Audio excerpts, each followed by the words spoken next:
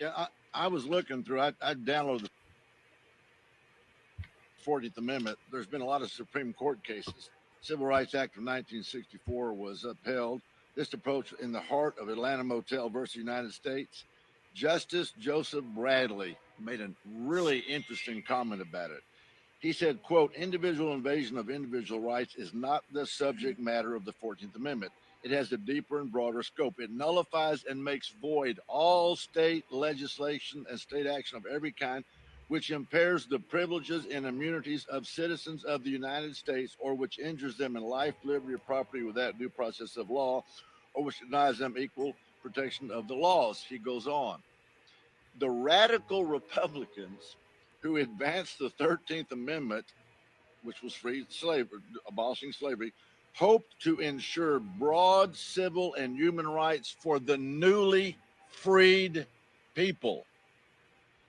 But its scope was disputed before it even went into effect. The framers of the 14th Amendment wanted these principles enshrined in the Constitution to protect the new Civil Rights Act from being declared unconstitutional by the Supreme Court, and also to prevent a future Congress from altering it by a mere majority vote.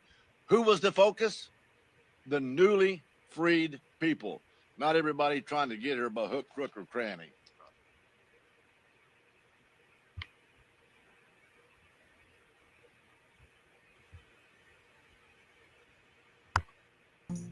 We anticipate in the next 10 to 12 years approximately 86 million Hispanics coming into the United States and 41 million Asians. You have been the majority minority for 400 years in this country. You have been the number 2 population for 400 years. You're going to get kicked out of being number 2. You're going to go down and become number 4. Now, common sense, even a third grade education would tell you, if you didn't get anything when you were number 2,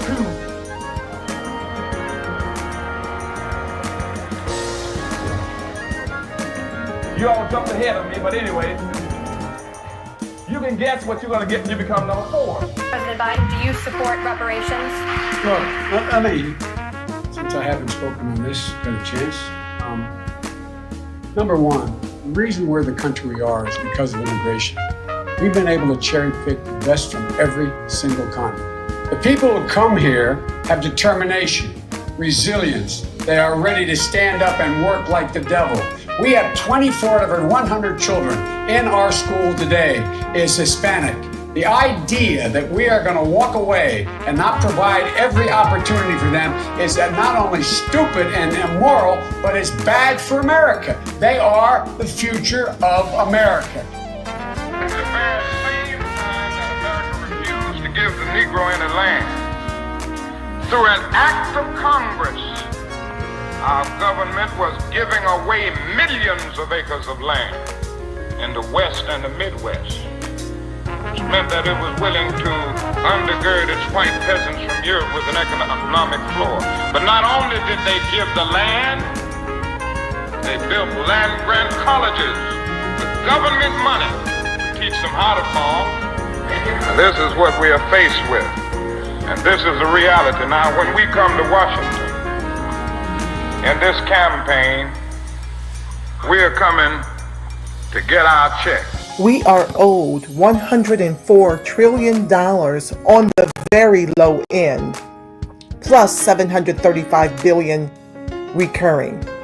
This number does not include the cost of about 50 Black Wall Streets that were decimated, nor compound interest from 2017 when Sean D. Rochester's book, The Black Tax, was published, nor the cost of Black life, nor the cost of living increases, nor the war on drugs, nor the current day pandemic.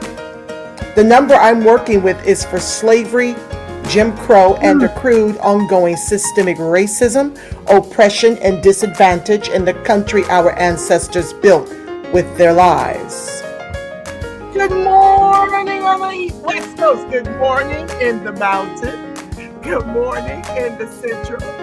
Good morning on the East Coast. You know exactly who it is. Emily, Angela, the focus on the reparations perspective bringing you those Negro descendant hot topics and making the case for reparations, making the case for weaponizing our vote, socializing our suffering. How are you doing today, family? I hope all is well. Forgive that I've got my avatar up, but I'm scheduled to go live tonight at 5:30.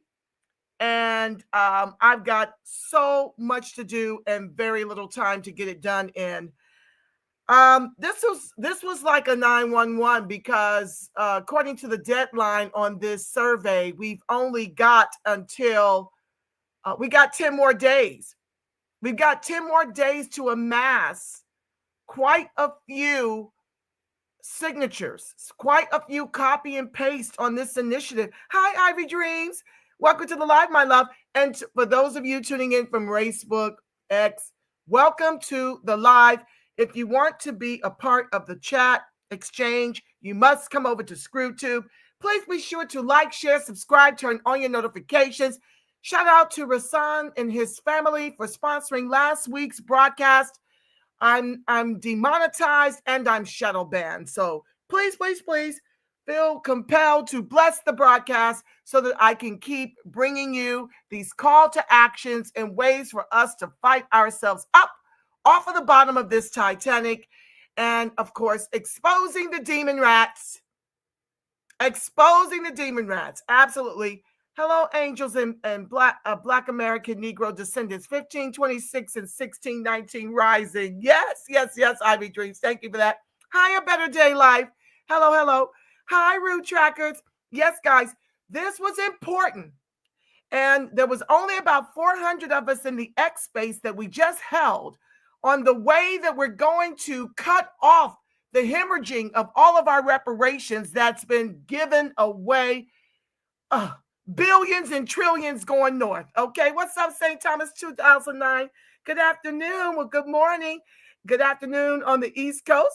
Yeah. It's morning still out here on the West Coast. So I still have my bonnet on. I cannot come to you guys live with my bonnet.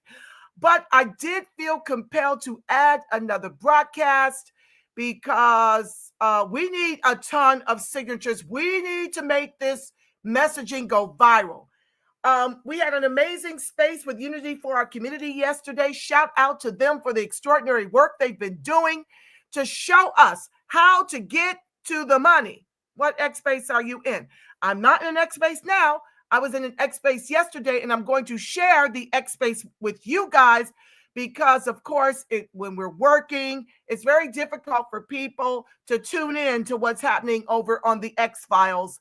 But that's pretty much my second job, is to comb through there and find out everything, because that's where the revolution is being social mediaized, mainly on X, okay? Facebook, folks over there playing with it. But on X, we get it in, and we are using our voices, our platforms, everything we've got in us down to our baby toes to inform our people about how to delineate despite the legacy organizations that are standing in the way, despite the OMB, despite our government. I just showed you at the opening, they're finally starting to admit that the 14th Amendment wasn't about everyone. It's exclusive to those of us who descend from the emancipated. 13, 14, and 15th Amendment is ours. We're taking all of our stuff back despite who stands in the way. That's what we're doing, because without it, family, we are doomed to ethnocide, genocide, extinction. This is a 911. So yes, I know I just advertised the broadcast just about an hour ago. So I need you guys to share. Let me pull up what I need you guys to really hone in on. If you want an explanation of why we need your signatures, why we need your young adult to sign, why we need you to sign in from every email that you possess, every organization, it's not just to sign on for the individual, it's also to sign on for the organization. Okay, we got a whole entire script that I posted in the description bar. I don't think it's going to fit succinctly here in the chat thread, but I'm going to put a clip of what you can write if you are over here and you just want something quick to say. But let me help you understand. All of these other groups, you're going to hear Asan, talk about how these other groups have been joining these calls to be able to tie into Blackness. How can I, as an Asian, identify as Black? Because they all have been getting all of our goodies. They have been weaponizing our never-ending Holocaust to their comeuppance while we remain on the bottom because we don't have this important information, family. And so I will be using this platform, as I've always used it, to keep you guys in the loop, to keep you informed, and to have you alongside me as comrades to spread the word, make these initiatives, these call to actions go viral. I cannot do it without you. So please share, share, share. I'm not going to belabor because it's about a 2-hour room, but you need to hear every bit of it because it was rich, it was epic. Even if you're doing your laundry, I'm going to be doing some cleaning around here, so I'll be jumping in the chat, hanging up my clothes, stuff. Just I got a lot to do, family, but I had to get this over to you because I need you to visit this. Just use different emails. I need you to visit this link I'm going to post in the chat, and I need you to sign it and copy and paste the little script I'm going to put over here, or the big script in the description bar, okay? This was one of those broadcasts that I could not intertwine with tonight's broadcast because it's too important to bury it. And sadly, not enough of us desire real, honest political education. We're too busy wailing and gnashing our teeth over the immigrants. And oh my God, it's going to happen to us next. And all this kind of nonsense I'm seeing all over the social media. It is out of control and unconscionable how much we've been robbed. I don't even know how nobody have a tear left for no other group but their own people.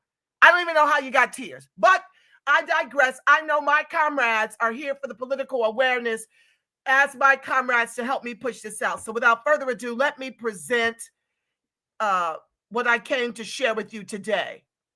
Hold on one second, family. Thank you so much for being here. Please be sure to like, share, subscribe, turn on your notifications. Oh, Lord, don't tell me I'm having a hard time finding it. I got so much open for tonight. Just a second, family. Let me find it. Okay. Jesus. Oh, do I have to close out everything just to get to it? Just a second, guys. Hi, Queen Yasmin.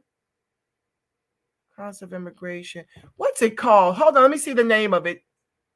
That's no. No.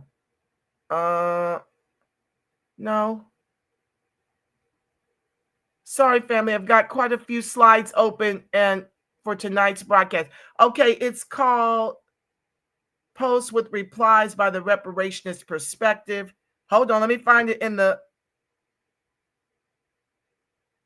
Okay, thank you guys for your patience. I apologize. I'm just a one-woman show over here. Okay, hold on. Make sure y'all can see it. Let me make sure you can hear it. Trying to circle the loop on this opportunity we have with the American Community Survey, which is the right, Black baby. Yes, information that the U.S. Census captures in between the 10-year census.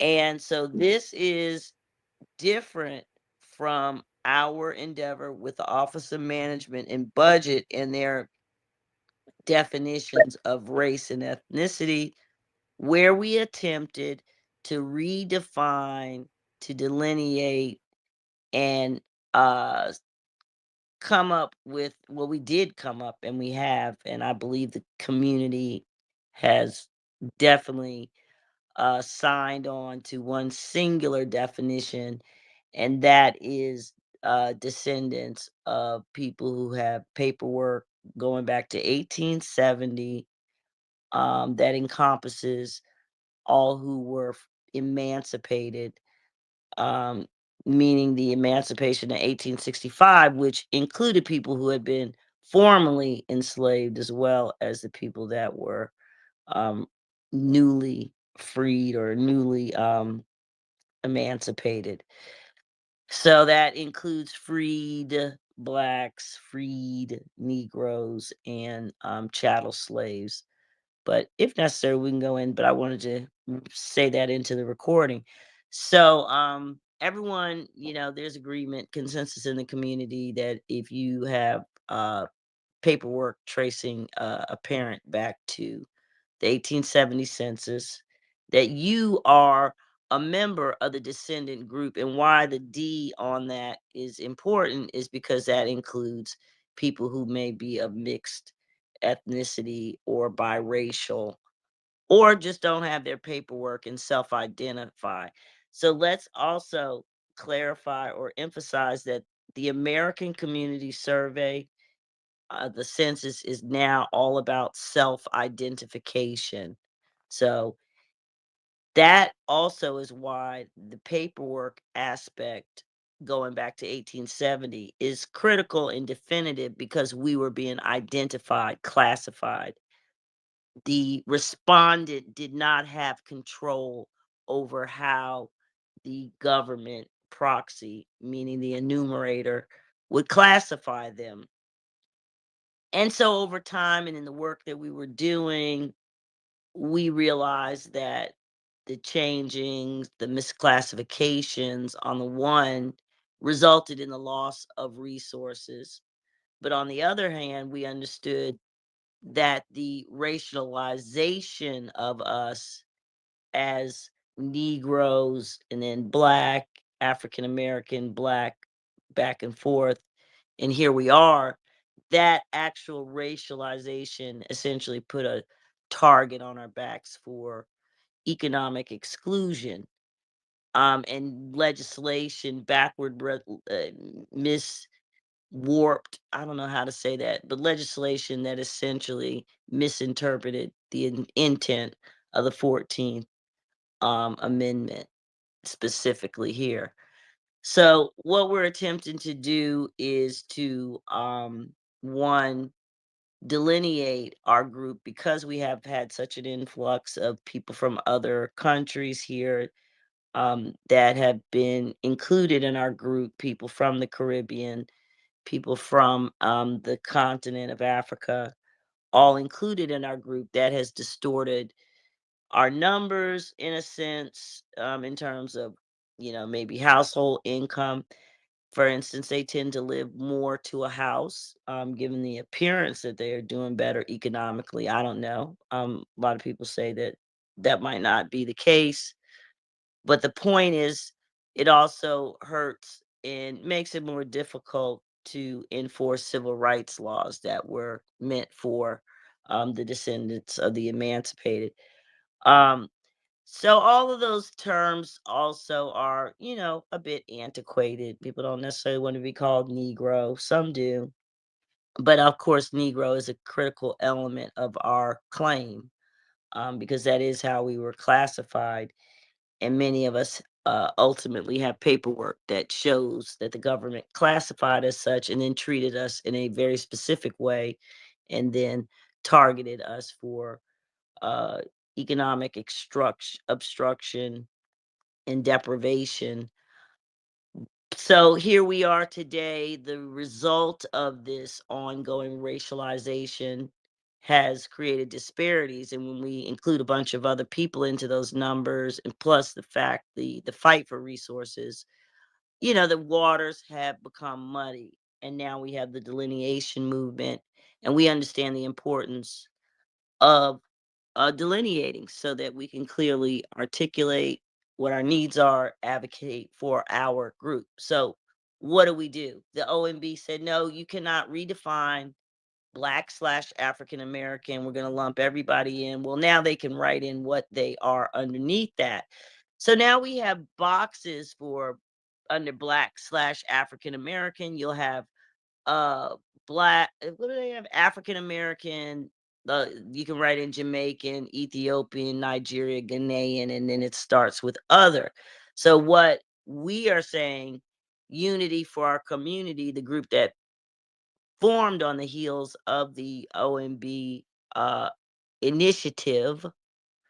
um so what we're saying is that, and I think I lost my train of thought, unfortunately, but what we're saying is that here in present day, that we want to recommend Black American Negro descendant, but the acronym, I don't know if they would actually write out that, but we're saying on the census or on any document, for student loans or whatever, where they have a breakdown of Jamaican and and then the other is that in that other category, I mean, you can still check African American if you like, but in that other category, we can, and you've seen the boxes where you can write in numbers, we can write in 3020 and then BAND, or we can write in 3025 if you like, which is American Negro. Now, where does these numbers come from? Well, the American Community Survey is more in-depth information than just the every 10-year census. It has 40 different categories and asks multiple questions about income and such. And so within that, you can be more specific. Arthur, I'll let you go because I kind of lost my train. Welcome to the stage.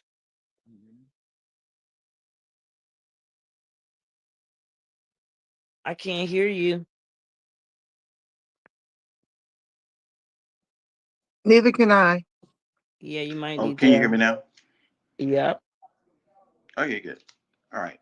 A question for you. So you don't say you didn't say that bands should be on the OMB, or is that what you're saying? Yeah, I want to really, really emphasize this, people.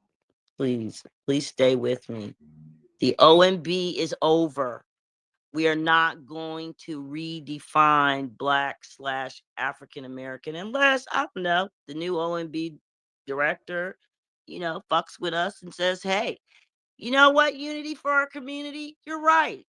We are Oh, going to redo this. I don't know. That ship okay. has theoretically sailed.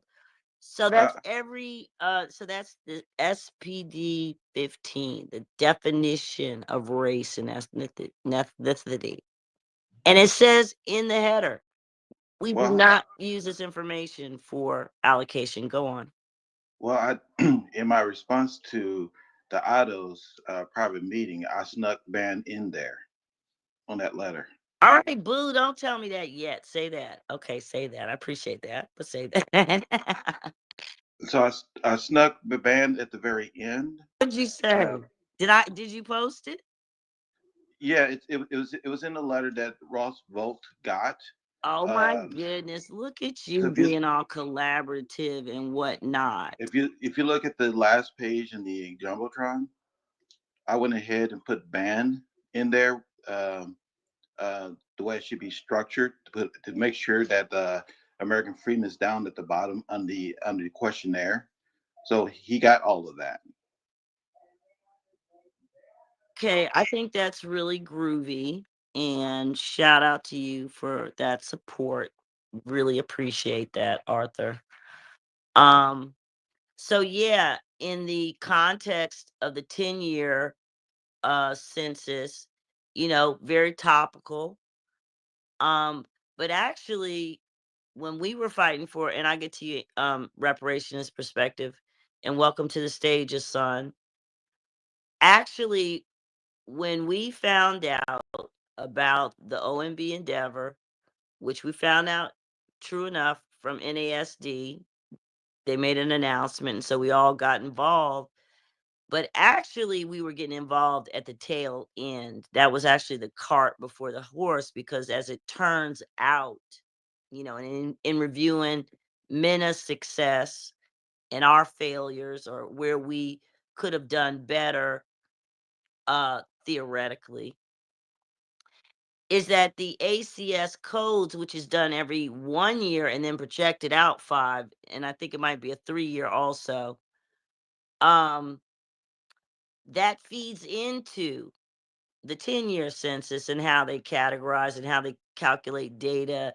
And over time, theoretically, you would see, oh, okay, in 2025, all of a sudden, we saw a surge in the usage of code 3020 and people writing in 3020 BAND. So then in 5 years, when we say this is our category, and oh my gosh, now we have 25 million people who have in some way, shape, or form used that code, and it would be a stronger case in that sense in 5 years, 7 years from now when we go to OMB. But theoretically or in practice, they only make these changes every 25 years. So bottom line, we've got, this is a long-term structural um, direction that we are recommending that we go in, because when we look at what the actual ACS is, American Community Survey, it's done on a more frequent basis and it can be done on demand. It can be done if you want to target a community, but it literally says where the OMB SPFD 15 does not, the American Community Survey literally says these codes are used to allocate trillions of federal dollars. So that's the end of the story. Now, Code 3020 and all of these others exist. So when we think about the OMB, when we think about the US Census and the broad minimum category, it is Black/African American. Well, what the ACS does is it breaks out the Black column, it breaks out the African American column, and then it also has other columns. So there's a Black column, and the first code is 3020 BLK. We're proposing the addition of 3020 BAND, and that is also in keeping with the with the number construction that they use. So they'll have like African American, which they have a series of codes for African American. But the reason they'll have like 3100 is a series for African American, but it'll be African American at the top as 3100, then like 3102 AM, like AF, and then American. So it's basically whatever some people decided to write down on these surveys or whatever, and they captured them. That's why there's a category for Blexican, there's a category for Blasian, a code. There's a code for Pan African. There's a code for Gullah Geechee. There's a code for AM Negro. So all we're doing is formalizing, say, hey, we realize that this tool used for the allocation of resources actually fits into our delineation strategy. And we see the bar is low in terms of implementation, because even if they don't formally say, yes, we will write 3020 BAN for you, going forward as part of our advocacy, we educate people on why it's important for us to create this impact group, this pool of people from whom we will pull, our beneficiary groups for reparations, let's say, in the future. So it's basically a tool that we are weaponizing for our use that intersects aligns, seamlessly. And that means that the data that we get will be quote unquote government sanctioned data. But the other beauty is we're using BAND or Black American Negro because each of those are tied directly to paperwork from the US government from a period of time where we were classified and not self-identifying. So what today has to do is to capture all of the people who self-identify with that experience of people here before 1870. They may be biracial, bi-ethnic, but they're part of that community.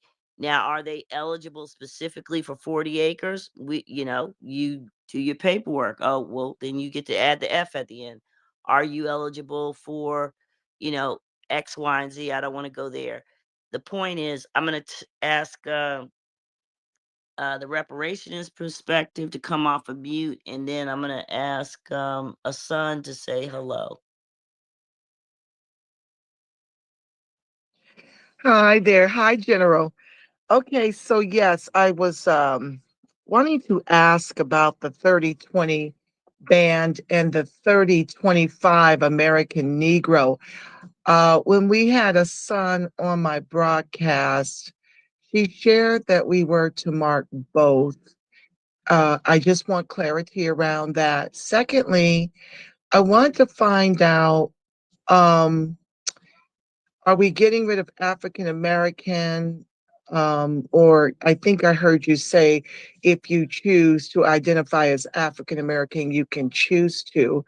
And the reason being is I've been in a lot of kind of X battles with different people who, you know, want to continue to call themselves Black or African American, which, as we know, flattens our lineage and makes it difficult to isolate our harms and what we are owed when they continue to want to utilize those identifiers. And lastly, um, Trump putting the gate up on the 14th, is that just in addition to this advocacy efforts, or did he, uh, by the nature of what he did, uh, pretty much make our delineation argument for us? And can we utilize that going into the OMB, I think on the 18th of February?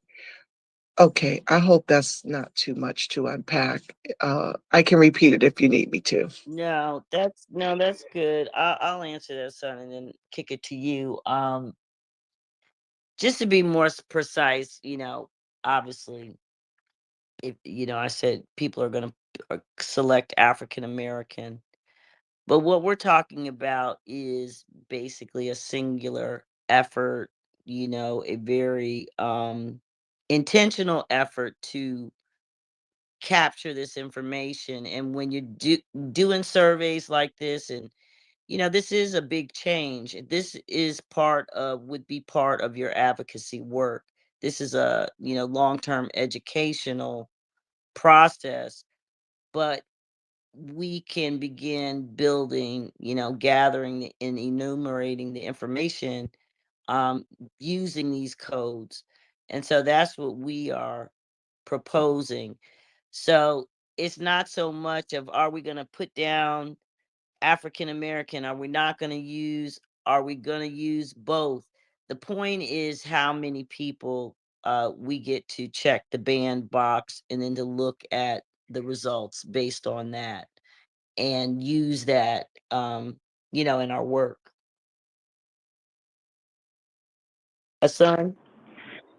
Good evening, everyone. Thank you all for coming in. My apologies for coming in late. Just getting off from work. And hello to the family. For the reparations perspective, your question about are we going to discontinue the use of African American because it flattens us?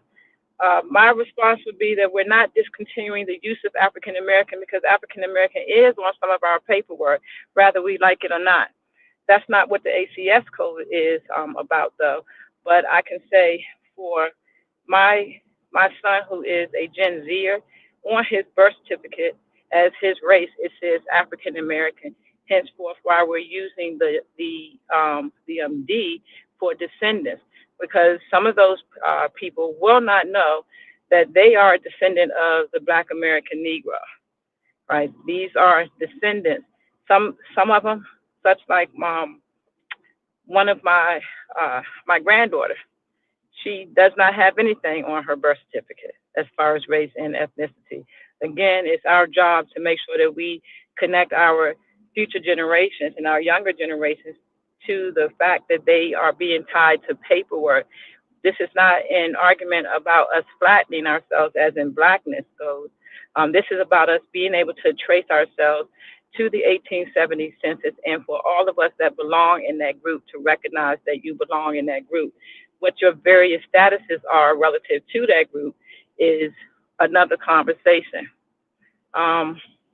You asked also, should we check off ban and American Negro? That's up to each individual person. Ban has to be checked off. If ban isn't checked off, then we're not establishing our group for future enumeration and future data collection and future resource allocation. So ban, by putting in ban, we are finally getting up, telling people who we are. This is the harm group. What that harm is depends on what each one of our individual statuses are. Are you a descendant of the freedmen? Are you a descendant of the freed blacks? Are you a veteran, et cetera? I think we've already covered a lot of that. As far as what Trump is doing relative to the 14th Amendment, does it help us? Yes.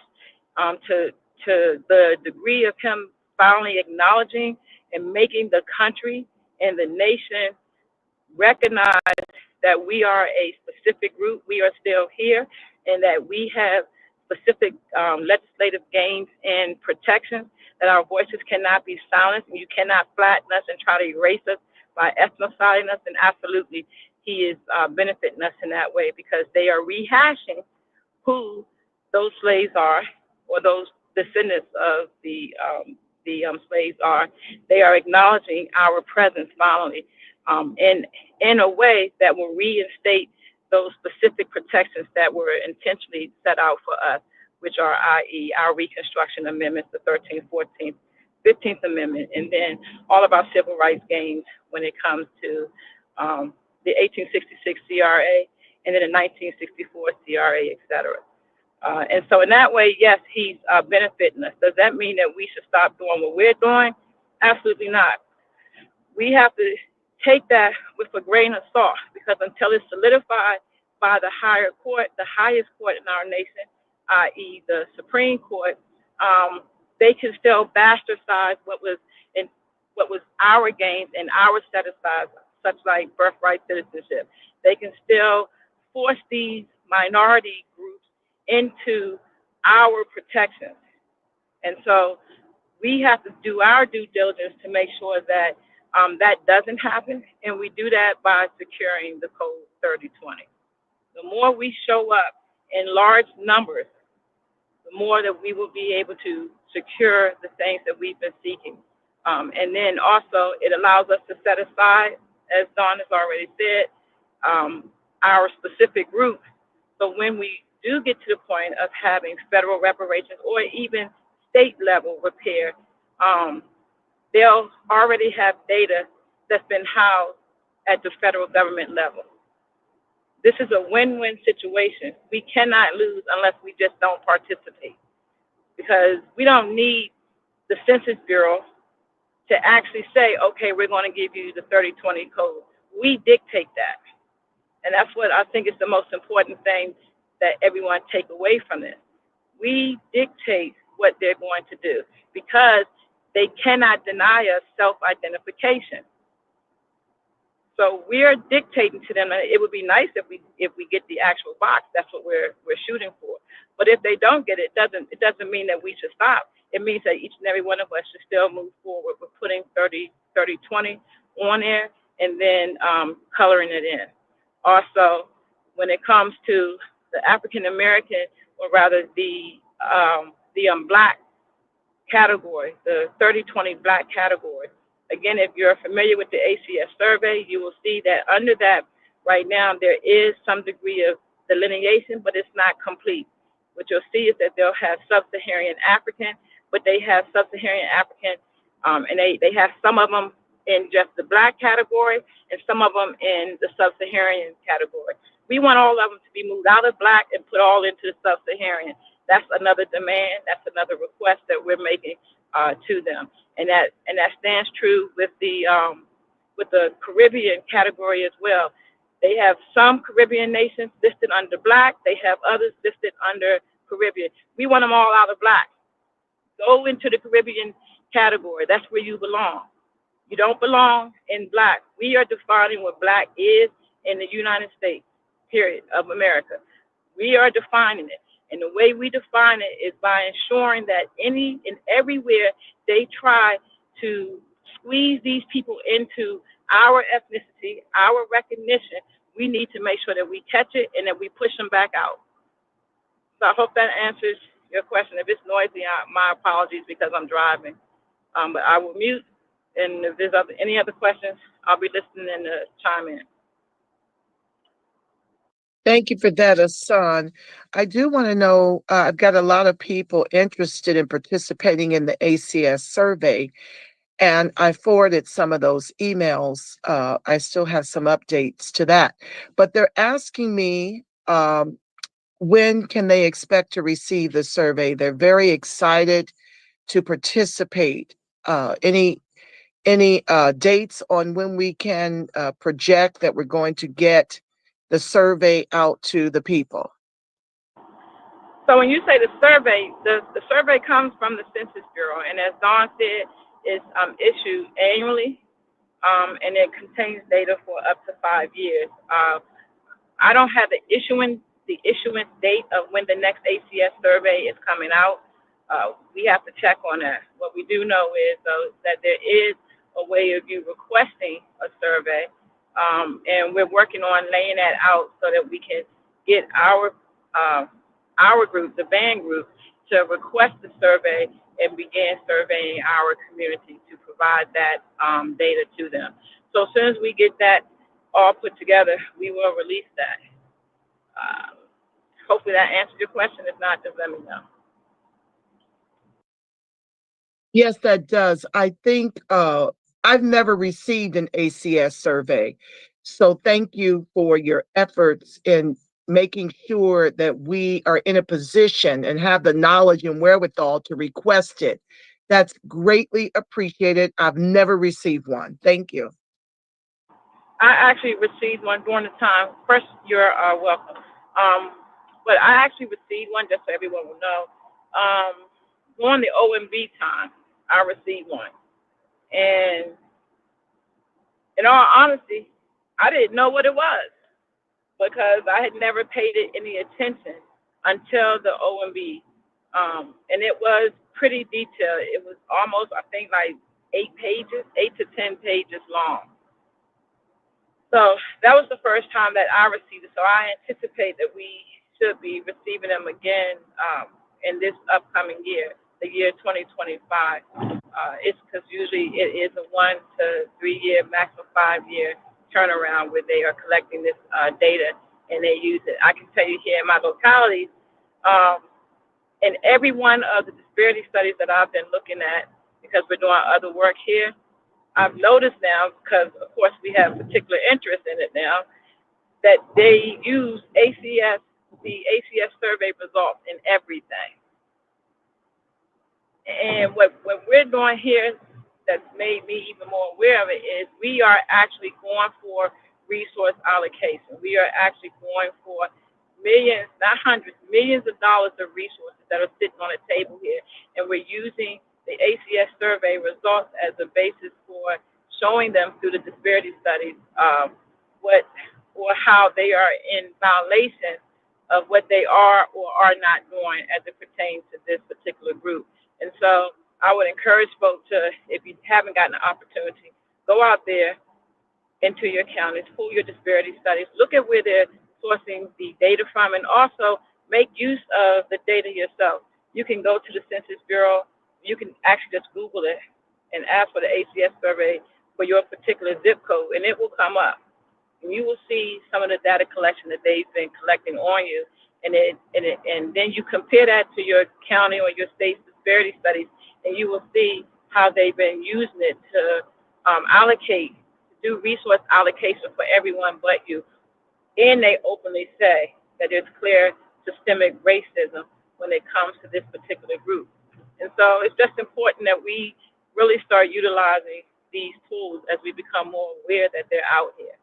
And hopefully we will be sharing that with everyone so that people can get registered, learn how to become a surveyor, go through their training. And then, we need to get out here. We need to get 41 million people surveyed, 50 million people surveyed so they can all stay banned. That we don't have to compete ever again with these legacy organizations, these Pan-African organizations, or these immigrants, these melanated immigrants. We will have spoken, and we will continue to speak through the very tools that the government is using against us. We're going to now use it in our favor. That's just how we're going to work from here on out.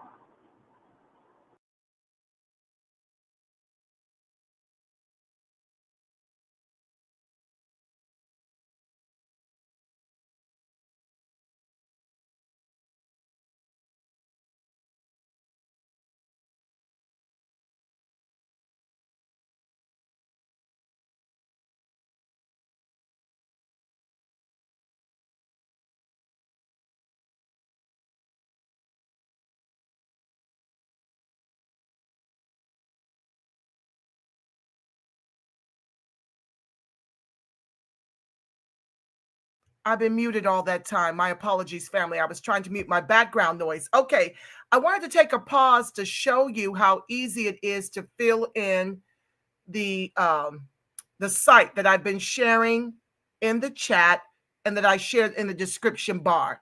We'll come back to the audio, but I want to give a demonstration of how easy it is to cut and paste what I'm asking you to do, okay? So let me share my screen. We're going to get back to this because we got a little bit more time on this very, very special room left. So let me share. Hold on. I'm going to stop this share. It won't let me share two things at the same time. So let me share the actual site that I'm sharing with you guys and show you exactly what I need you to do for individual, for organizations, from as many emails as you can, okay? Hold on 1 second.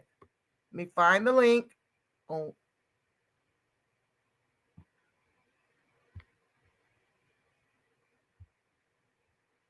Okay, so you put that link that I shared in the chat in the description bar in your Google search engine, and it pulls up the Census Bureau's proposed race ethnicity code list.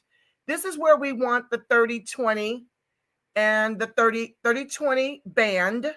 That's a must, because what we're doing is creating oh, let me make sure y'all can see this. I apologize. I don't see it. Okay, very good. So this is where we're trying to create a band from all of our lineage here by or before the 1870 census. That consists of free, F-R-E-E, blacks, and freed blacks. Not every black in this country prior to 1870, not every black was a descendant of the emancipated. Not every black was a freedman. But we're trying to put a band around our collective because we've been ID'd as colored, mulatto. I mean, they've had so many names to keep us from what we are owed. But I digress. I don't want to belabor this particular video. So let me show you. So here we are on the site, right? Okay. I think I'm going to make this full and get myself off of here so you can really see. Okay. Hold on. Okay. So there, I put the link that I shared in the chat in the description bar in the Google search. So this is what it is. The Census Bureau's proposed race ethnicity code list for the American Community Survey and the 2030 census, which is around the corner. So the beauty of the census is this is a work around the OMB. Okay, the OMB, the legacy orgs, and the government are all complicit in weaponizing our never-ending Holocaust to give away our reparations to everyone but us, which is why we're on the bottom in every metric of society. But I digress. So here we go. So the document has a comment period that ends in 10 days, right? So you see that there. Now you want to click on submit a public comment. So thank you for taking the time to create a comment. Your input is important. This is why we need 50 million of us, and I need y'all's help to make this go viral. So you want to come to the comment box, And with that script I sent you, let me see if it's still here. Hold. I don't know. I don't think it is. Hold on one second. With that script I sent you, you want to put it in here in this box. I don't care if you do the short script that I put in the chat or the long script that I'm able to email you. Okay, looky here. So this, I'm going to read it to you as I copy from my Word document, or you copy from your email, right? And you come over here and you just press paste. Okay. And so what does it say? I strongly support Unity for Our Communities. Let me scroll up. Unity for Our Communities proposal to add the following ACS codes to the race and ethnicity code list. Once again, family, we are delineating legacy orgs be damned, and the OMB be damned, and the government's nefariousness be damned. We are taking matters into our own hands. Back to the text. These codes are essential to addressing persistent disparities by providing specific data on foundational Black American populations, such as the descendants of U.S. chattel slavery and free Negroes, that broader categories obscure due to demographic shifts and non-participation. So there you have it, the 3020 band, which stands for what? Black American Negro Descendants, and 3025 American Negro. The lack of precise data hinders civil rights enforcement and misdirects trillions in federal resources. These codes will ensure targeted resource allocation, expose inequities, and support effective policy and advocacy efforts. Me speaking. This is why you see immigrants, especially the melanated ones who love to cosplay Black American, as you're going to hear in a song being featured in the upcoming portion of the recording, the recorded space. All of them are in that space. When she attended the ACS meeting, the council meeting on the ACS, all of those groups were asking, how can they double dip? How can I be Asian and identify as Black American? Because they understand that these are our reparations that are being given to them because they are doing the very things we are failing to do because of lack of knowledge. And you know how that goes, family. People perish due to lack of knowledge. Anyway, I digress. So that's why they are wealthier. That's why when I share with you, let me put my face back up here. Y'all get the idea. Hold on. I don't like speaking and y'all don't see any aspect of me. Just a second. Hold on. So this is why, I didn't mean to do all that. Hold on. So this is why they're so much wealthier than we are, because they know the tricks of the devil.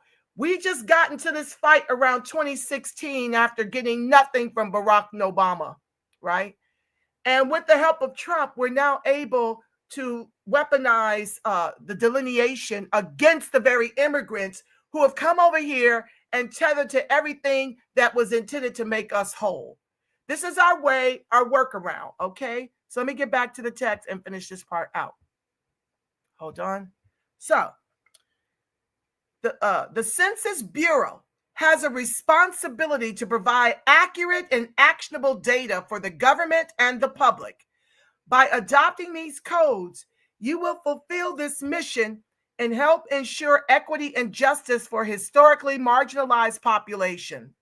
I urge the Census Bureau to adopt these codes and prioritize equity, transparency, and accountability sincerely. Okay, so you come on down. We don't attach nothing. That's all we do. It's a copy paste. You put your email here. Now I'm not gonna submit this because I've already submitted in all of my emails, even my daughter's. Okay. You want to opt to receive email confirmation of your submission and your tracking number. And like I said, you can go in here. If you are an ally and want to press anonymous, you can, or just individual and organization. Now, if you're all three, come back in here and put all three. Okay. So here, I read and understand the statement above. and you can do a preview of your comment if you choose, and then you're going to press submit. Okay, so you got to come here. You must put your name and information for an individual. When you come to organization, put your organization type, your organization name. Anonymous, of course, is anonymous. All right, you just submit your comment. Okay. Now, because like I said, I've used this email before, I highly discourage you from using the same email twice. Use different emails. I've got a ton of them for various different reasons, and I've done this survey in my organization. Well, I don't really have an organization, I have a channel. And of course, the individual. I'm going to find another email to do anonymous next. But anyway, so that's how that works. Okay, family, you see how easy that is? And just press submit. So either the short script or the long one. Okay, so let's get back to the audio of the room we were in. Let me stop sharing that. Come back to you guys.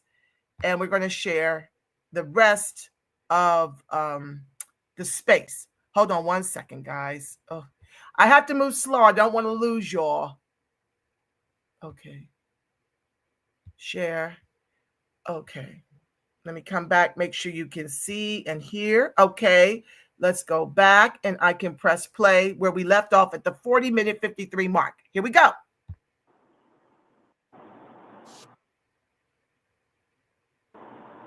I see. Welcome, Chris, to the stage. Chris, you're welcome to unmute. Okay, thanks for letting me talk. How do we get this going? I've looked on here and I'm trying to register, but is it register or do we call or what do we do? What is the action that we're doing right now? So essentially, if you go to the Federal Registry notification for the ACS code, and you can pull it up on Google if it's not in the purple you can field. go into the chat. I've been Okay. doing some things, so I want to draw your attention and The Census Bureau, right? Is that the one? Huh? Yes. Proposed race and ethnicity? The link, the specific Not. link for exactly where you need to go is in the chat. Mhm. And it is also connected to the first pinned item in the Jumbotron. So you can Okay. put that, but right now, Chris, what I'm gonna do is I'm gonna send you the script, and all you have to do is copy and paste the script that I'm about to DM you and go to that site, and then boom, you can say, I have helped my people. All right, thanks. So Appreciate it. thank you. And when you do that, if you could come back on and tell us how easy it was for you to do, sort of like I voted. And let me just say, for those who wasn't aware, the ACS or the Census Bureau conducted public meetings or hearings earlier last month or the month before. They've done, I think, 2 so far. But anyway, the thing that I wanted to point out to everyone was, if you watch those videos, what you see is all these other ethnicities. I think I gotta say, and I could be wrong, but I'm going to say at least 90% of the people who were asking questions, they were asking questions about how they can fit into the Black category. Well, I want I to point to though how easy it is, because we have a couple of people in here, and I'm committed to hosting this same room for about now until the 18th, I guess, sporadically. And Asun, if you wouldn't mind doing that as well. But like I said, the first pinned tweet in the Jumbotron has the link specifically to the comment section for this item. You can put as little as I am a Black American, Negro, you can put whatever, but obviously the key is to say that you support the addition of these 2 ACS codes. I would appreciate it if you would just drop me a DM or something, or just drop your handle in the chat, and then I will respond with the script. And it'll literally take you, I'll say 10 minutes to go to the site, copy and paste from your messages. It's a long text. So you feel free to edit it and then share it with trusted, family and friends who won't do anything wacky. But I want you to see how simple it is to do. So if you could just put, people who are interested in participating in this call to action, just drop your handle in the chat and I will respond with the script and the link. Or you can just go to the link and simply say, I support codes 3020 BAND and 3025 American Negro. Hey, Theory, and I think Theory, both the son and I read your dissertation on band, and I would encourage you to go to the site and just put the entire document, if you would. I would recommend that you put the entire document on the Federal Registry. I wanted y'all to look at this last chart that I put up that I created with the help of Chat GPT. With all of this discussion of foreign aid, these grants, I get those emails for USA every day from grants.gov and from the Department of State. They're all foreign, small micro grants. But this chart depicts the hypothetical impact of redirecting all of that foreign aid to closing the band wealth gap, the band white wealth gap. So we need to know who is in that band and experiencing these disparities. But if we look, this is the hypothetical impact of redirecting U.S. aid and Department of State foreign aid grants to address the black-white wealth gap. The solid red line represents the actual wealth gap, while the dashed dark red line shows a projected trajectory if those funds had been used to close economic disparities. The blue dashed line represents the combined U.S. aid and Department of State foreign aid expenditures. And then it says modifications. So yeah, I did use Chat GPT. So this is just one of the wonders of Chat GPT. That circled line is where we are right now. We are a little over a 20-to-1 wealth gap. And we see around 78, 80 is when they began this USDA. And it's interesting that we were on a downward trajectory to a zero wealth gap. So back to where we are in terms of Perfect. I just did it. Thanks. Pardon? Thank you. Thank Yeah, you. Was it I just did hard? it. Thanks. No, it wasn't hard at all. I just went through the thing and then you told me where to go. And yeah, it was a little confusing at first, but thanks for setting me straight. Thanks. We appreciate your support.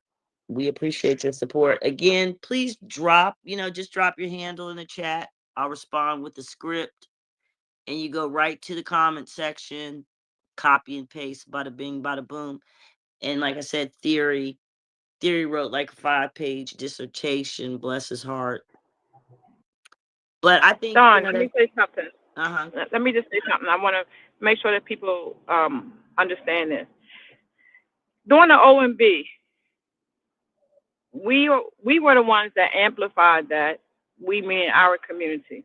We amplified it and we raised the awareness of it, and so we had massive outcries from our community, if you will.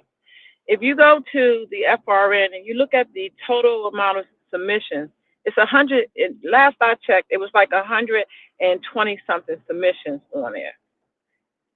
I'm saying that to say this: we have an opportunity to shut this thing down and secure something for ourselves, because this issue has not been as amplified as it was when it came to the OMB.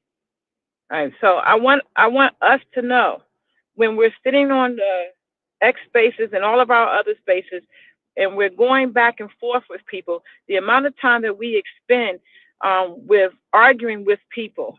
Please take the time to understand that this is where that rubber really meets the road. Take the time, please. Go and change that 120 or whatever it is number of submissions and make it 3,000, make it 4,000. Make them see us, make them hear us, make them know that we are here and we're watching every level and every step of this government. You will not pass us by ever again, but it's on us. So I am asking people to please don't take this for granted. Don't think that the next person will do it. We need you to do it. It's our win already. The question is, will we take our own win and then we sit and we point fingers at everyone else and now we become reactive instead of being proactive? This time, put your money where your mouth is, put your fingers where they need to be, off of Twitter and on to the FRN, cut and paste it and just stick it in there. It literally will take you about 5 to 7 minutes. Please. Thank you. Reparation, as I said, the hand is up. Thank you. Yes. You had mentioned that you were in a meeting or of some sort where other groups wanted to identify as Black. Yeah, if you watch the videos from the most recent ACS public meetings that they had, what you're going to find is every other ethnicity, because these people understand that they are taking the resources from us. Every other ethnicity that called in or that spoke in that Zoom asked about how they can fit into the Black category. I'm talking about Cubans called. I'm talking about Haitians called. I'm talking about Italians. Every group wanted to know, well, if I check off Italian, could I still check off Black? And would that make me a Black this or that? Even the quote unquote native Indians wanted to know how they could include Blackness in their native status. These people understand that the resources belong to us. We are everything when it comes to them. The only way they get fed is through us. And they were the ones showing up. And that's why it's important that we show up and that we separate ourselves and that we define what Blackness is. And the people who were responding to them, all of them were immigrants. All of them had some degree of either accent or a name that was not foundational to the United States. We should be concerned. And how is that legal? It's legal because the United States hires the Census Bureau people, right? The Census Bureau people are the ones who are creating these codes. And because our country allows people to self-identify, then you can't stop them from self-identifying. Now, they understand that there's no requirement for them to show paperwork in order to actually be validated as Blackness. Why? Because the United States, as we know, has flattened Blackness. And therefore, if you have melanin in your skin, you could literally fit into a Black category. And if enough of your people show up and say, I'm an Italian Black, if let's just say 500 of their people show up, since we only have 120 responses on that website, then they might just get their little box that says Italian Black. And so they will get resources allocated. They literally would. That's how it works. And so that's why I can't stress it enough that this is one time. This is truly one time that we need to band together and we need to really act like we have some sense, not fight one another, not spend all of our time on these spaces talking, but take the 5 to 7 minutes and act like we really care about our community by going there and doing our submission. We don't get to explain ourselves all of this one. It makes no sense. If we come back after February 18th, and once the ACS or the Census Bureau responds to us and lets us know what the results are, if they're going to grant it or not. If they say that we only had 5 submissions, like truly, it's going to be hard for me to continue to come out here and advocate for us, because we must not really be serious about our repair and about being seen and heard and protecting our future generations and our present. We have to do better. I hope that answers your question, reparations perspective. Barry, welcome to the stage. Thank you for all that you do, bro. The mic is yours. Nah, it's thank you for what you guys do. You guys have energized me and showed me the path. Like, and that's what I really do respect about you, you and Dawn in the work in the work team as being, leaders, or taking that step. Yeah, just show somebody like me the path, and if it passed all my snow checks, and guess what, I'm very personal about who I give that good credit to. So you guys actually deserve it. Yeah. To reparation yeah. So what this country did was, in the 1960s, and then later on, like in like the like when Barack Obama was president, they allowed people to self-certify, right? And then what Barack Obama did was allow anyone to self-certify with 2 or more races. When they started doing that, this is where you get people that just want to be black. They could just call themselves black now, like literally, like they never called themselves black in their home country. Come here, understand that the 13th, 14th, the 15th Amendment is for us, and still just classify as black. Like that's just what they do. It is crazy. It's sickening. If anybody wants the dissertation that the sisters are that I showed them, send me your email. I'll just send it to you, I and then like you one. can copy. Yeah, just send me your email. I'll send you it through my foundation email, and it'll like they say you. So, but I came up here just to get clarity. So that ACS that you posted in the purple pill, Dawn, just click on that and just submit it straight through there, right? Is that what you're saying? Yes, you can. Okay. Theory, I just had to ask another question of you. Just for clarification, Barack got rid of our Negro identifier, which is on my birth certificate, along with about 22 million others of us, and at the same time allowed any and everybody to identify as Black to get all of our set-asides? Is that what you're saying? And then at the same time gave LGBTQ the right to get married. He did a lot of stuff. Yeah, it's all around the same time. It's all around the same time. When he was taking Negro off the as away from us as a identifier, that's when he started replacing it with letting immigrants and there's 2 or more self-certify, and then letting LGBT get rights. And then and so yeah, it just started that will. It started that will that Joe Biden picked up, and then Kamala Harris was. When I say Kamala Harris was supposed to really be that final dagger, whoa! I don't. Our sisters can't really stress enough how we really dodged a crazy bullet, and we have people in our society and our community that don't know how thin of an ice that they're walking on this second, right? So, and like, yeah, if you see Black folks protesting for these immigrants here, you have to understand that these immigrants were supposed to. They brought in 70% of the immigrants that came into the country in the past 4 years were all illegal. 70% of them. So it was crazy. The numbers are disgusting. And yes, reparationists. That's what was happening. Wow. Absolutely, what was happening. So do y'all think?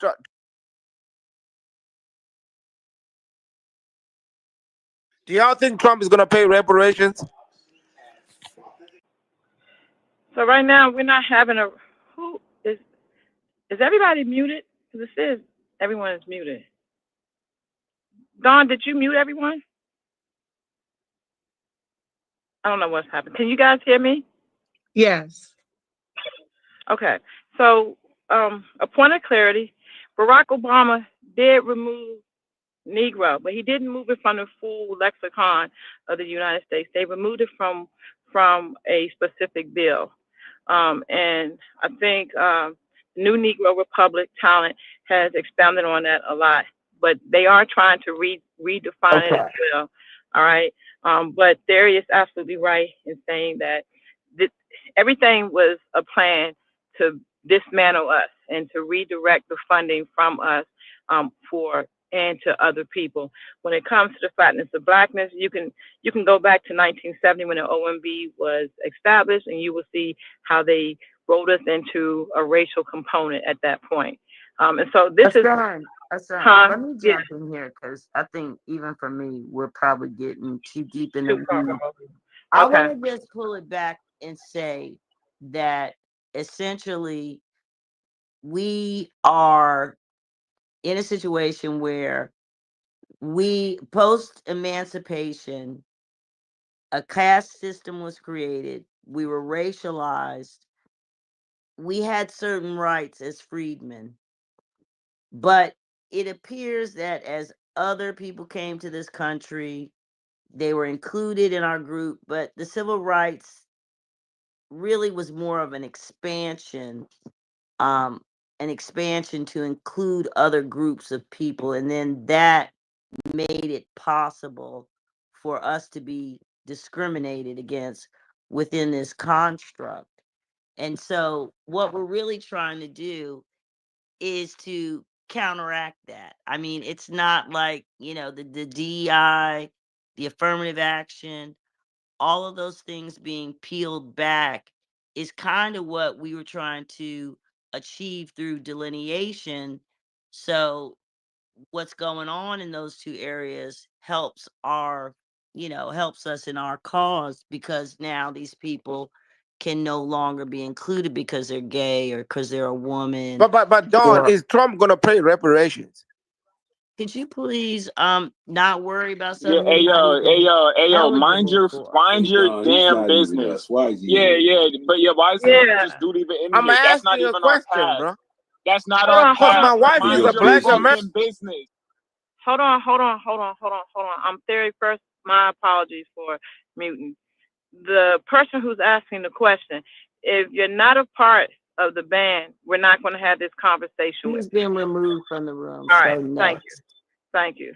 All right. So I'm sorry for those who were talking to mute you guys. Unc, I see your hand was up first, and then we'll go to Righteous. All right, sis. Hello, family. What's up, Don? Good to speak to you again. Hassan, appreciate you with all the hard work. Hey, y'all, this is real important, right? We're turning up the heat in 2025. So when there's a collective call, we have to get our collective game up, right? When a collective call is made and people have put in the work and they just need you to do your part to get what we're trying to get from this system, not trying to get what we're going to get from this system, you have to do your part, right? So to say that, Don, I got to the room a little late. What is it that I need to sign? What are we doing? Can you repeat that? I put it in your chat, so it's in your DM. In my DM? To your DM, copy and paste that. Go to the first posting in the Jumbotron, and that's the comment section where you would post that, and read it, because it says sincerely, and that's where you put your name in, etc. But that's all that's required at this point. So And say that really, one more time, Don, and so we clearly understand. I DM'd you the script. Okay. But just for the public, for the public to hear it, all we need you to do is go to the link either through the purple pill or that's in the Jumbotron. Go to the FRN for the ACS survey code and just submit your comment that I support the 3020 code for band and the 3025 code for American Negro. That's it. That's the minimum that you can do. We need as many responses as possible. Again, as I said earlier about the other people who were calling in to ask questions about the coding, every one of those people who called in that were not of our ethnicity, and I can only say that because of their either their question or their the way that they spoke. you could tell that every one of them wanted to know how can they be included in the category of Blackness. That was extremely telling. That's what they weren't concerned about getting Black out of their category. They were not concerned about making sure that they preserve only themselves. They wanted to know, because they understood that the ACS survey controls not hundreds, not thousands, not millions, but trillions of dollars. And they knew the only way that we can access this is off the backs of the foundational population of Black Americans. And they wanted to know, how do I make sure that we get classified as them? And if all those people show up, even if 500 of them show up and only 200 of us show up, then we've lost the game. Right. We lost. Yeah, we got to make sure that don't happen. Right. Amen. Amen. Hey, and so Don, I'm looking at my DM, right? I see what you sent me. Now, where am I putting this at?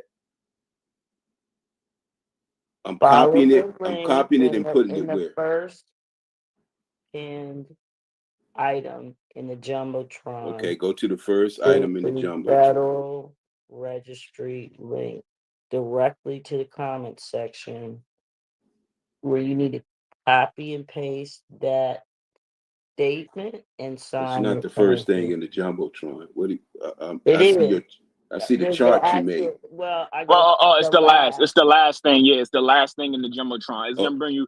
Yeah, remember how when we did the OMB thing, it looked, it's the Census Bureau thing. This one is the Census Bureau ACS. You're gonna see it, and when you click on it, it's gonna bring you straight to the comment section, and that's what you put in there. Got it. Okay.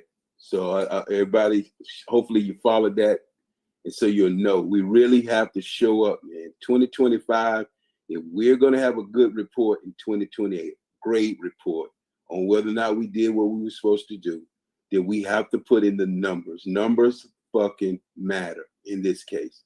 So we need as many people that is part of the lineage or not, that believe in what we're doing, right? Well, part of the lineage, yeah. That believe in what we're doing to put you to do the work, to sign the thing, do let me this. stop you there and say, friends who left already and the people who hear this, now that you've done it yourself, now the next call to action would be to take 10 people from your contacts, text that to 10 people with the link, and tell them what to do. 10 people from your contacts. 10 people from your contacts. And I want to say this, Dawn, please. I want to say that Dawn is right, that we do need to share it out, because here's the thing I want you guys to remember. The general public, i.e., those sellouts who derailed our work when it came to the OMB, are not aware of this. Now, because of that, we made sure. I wouldn't be so sure of that. Well, I'm saying that based on the responses thus far. Okay, based on the number of responses thus far. But what we do know is this: I specifically verified if the ACS, the Census Bureau, was going to extend this thing past the 18th, and they have been emphatically saying no. They are not going to extend it. So that means, as Unc is saying and as Dawn is saying, we need to do our part. We need to respond, and we need to share it out. And we need to not just be out here in social media, sharing it out here, but we need to share it out with our personal contacts, and then encourage them also to share it out. Tell them it only takes them 5 minutes. If you're willing to walk them through it, let's do whatever we need to do to secure our win this round. Yeah, I'm definitely about to link with my family. And really sit them down, because I am kind of in a position in my family where I've been talking about us. Like, I've been talking about what's been going on. And they some wild Democrats, right? But I've been able to kind of put chinks in some of their armor, because they only Democrats because that's all they know, and they think Democrats have their best interests. But when I'm able, thanks to these systems, to start breaking down the long-term effects of the yesterday's Democrat is not the today's Democrat. They have changed. They have changed completely. They are starting to understand what this Democrat Party is trying to do. So with this piece of me being able to tell them like, yo, this can save our lineage, because this can save my grandmother's legacy, your mom's legacy, your people's, our people's legacy of what we've done, so that everybody that just happens to move to the United States does not get to claim the heritage of what our people have been through. It is starting to click, and I think it's clicking enough to now, because they always talk about we just got to come together. We got to come together. Well, what's a better coming together than us classifying our own selves? So it's been an uphill battle, but I think I'm definitely taking this back outside to the street. No, yeah, for sure.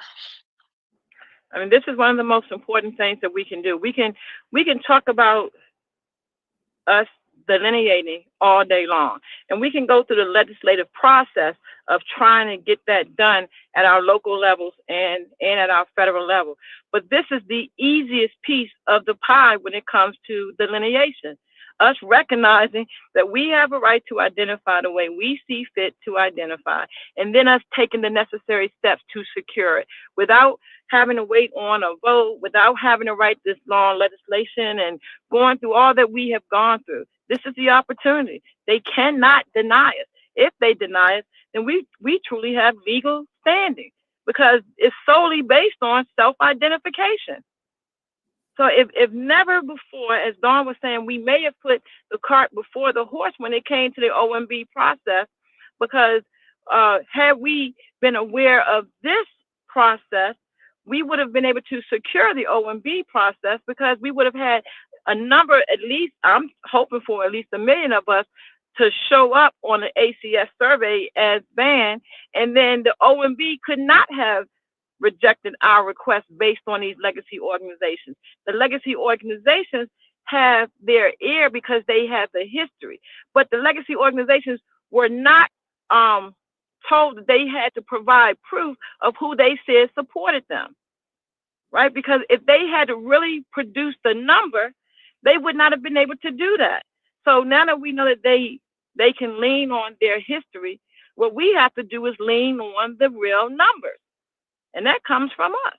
So That if we, doesn't, and let me say, not all NAACPs are created equal. So that's not to negate the fact that you might be cool with your local chapter and they might be on standing on business and might be willing to support this effort. So I want to point that out because definitely recent experience, they're not all created equal. So whatever stakeholders, if you really want to get jiggy with it, this is like when we had the surveys and people were going out. You can, in fact, I mean, and you can do it from the comfort of your home, because all you have to do is text the script and text the link that goes directly to the comment section. Ask them to cut and paste, sign their name, as in type in, sincerely Joe Blow, and boom.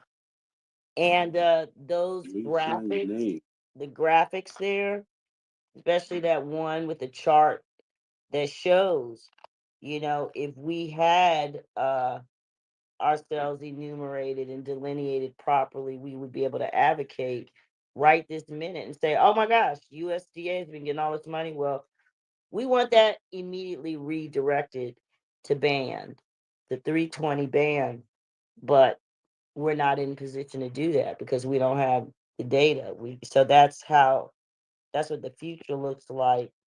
That's how this data is used by everyone else. To use it, like I said, there are over 40 categories, and it is a tool that agencies use, like social services or whatever, especially if they have a big influx of newcomers into their community. They will do these type of surveys. They'll hire Spanish speaking people to go and do these surveys. So it's a very powerful tool. It says it on the face of it. Hey, We use this to cut up the cake. But y'all are not actively using these numbers. You're not using the disparity studies. You're not basing, well, no one's really making any demands. Actually, no one is making demands for us. So this is the first step. First, you have to identify your group. And like Hassan said, I love the way she put it. We don't know what your status is, but you're part of our group, our descendant group. You know, you might be a veteran, you might be a freedman, you might be a descendant of free blacks that lived in a red line area or whatever. So yeah, that's where we're at. Don. Yes. Okay, I've copied and pasted, right? Put my email in. Does it matter whether you do it as an individual or organization, or would you rather us do it as individual? Well, for the people that I know have organizations, I'll be sending you one directly, and it's just a little different. It says our constituents support this, and I would want you to put it on a letterhead, if possible. Okay. So I'll take individuals care for of the now, right? organization part, but Yeah. if you want to change it yourself, it's just changing. Instead of I strongly support, you just would change that to say we and our constituents, or my organization and all of our members. So it's not brain surgery. So Well, hold on, Don. Mhm. Don, to answer Unk's question more concise, we need to submit it as individuals, and we need to submit it if you have an organization. It's not an either or, it's an and. We need as many submissions as possible. So if you want to submit it right now as a individual, as what I did, and then I um, did another one for all of the organizations that I'm affiliated with. We need as many submissions as possible. That's the direct answer to your question. Yeah. Okay. Thank you. You're Can welcome. I submit daily? Right? Yeah. Yep. Oh, that was my next question. How many But times is can you that submit? really, I mean, is that really like spam in the chat? Is that necessary for people to? Dawn, we need as many submissions as possible. They She's don't. saying duplicate submissions. And I'm not saying not from different email addresses, but I'm saying don't send multiple ones from the same email address. Put it that way. How about that? Right, because if you send it from the same email address, then they're going to count it as one. I don't know how they're going to count it. Right. I don't That's think more they'll than count likely it how right. they're It's going to just do going to it. look crazy. The idea is, and Righteous, we're going to get to you next. The idea is, family, that we need as many submissions as you can. So if you represent an organization, send it. If you represent yourself as an individual, send it. Because they don't have any rules there that says do not make multiple submissions. And therefore, let's not read into and give ourselves something to hold us back. If there's nothing that specifically says that we should not or that we cannot, then that's a green light for me to say I'm going to do it. This: do not send multiple responses unless you're saying something different and really need to say it. Don't send multiple ones from the same email address. Thank you.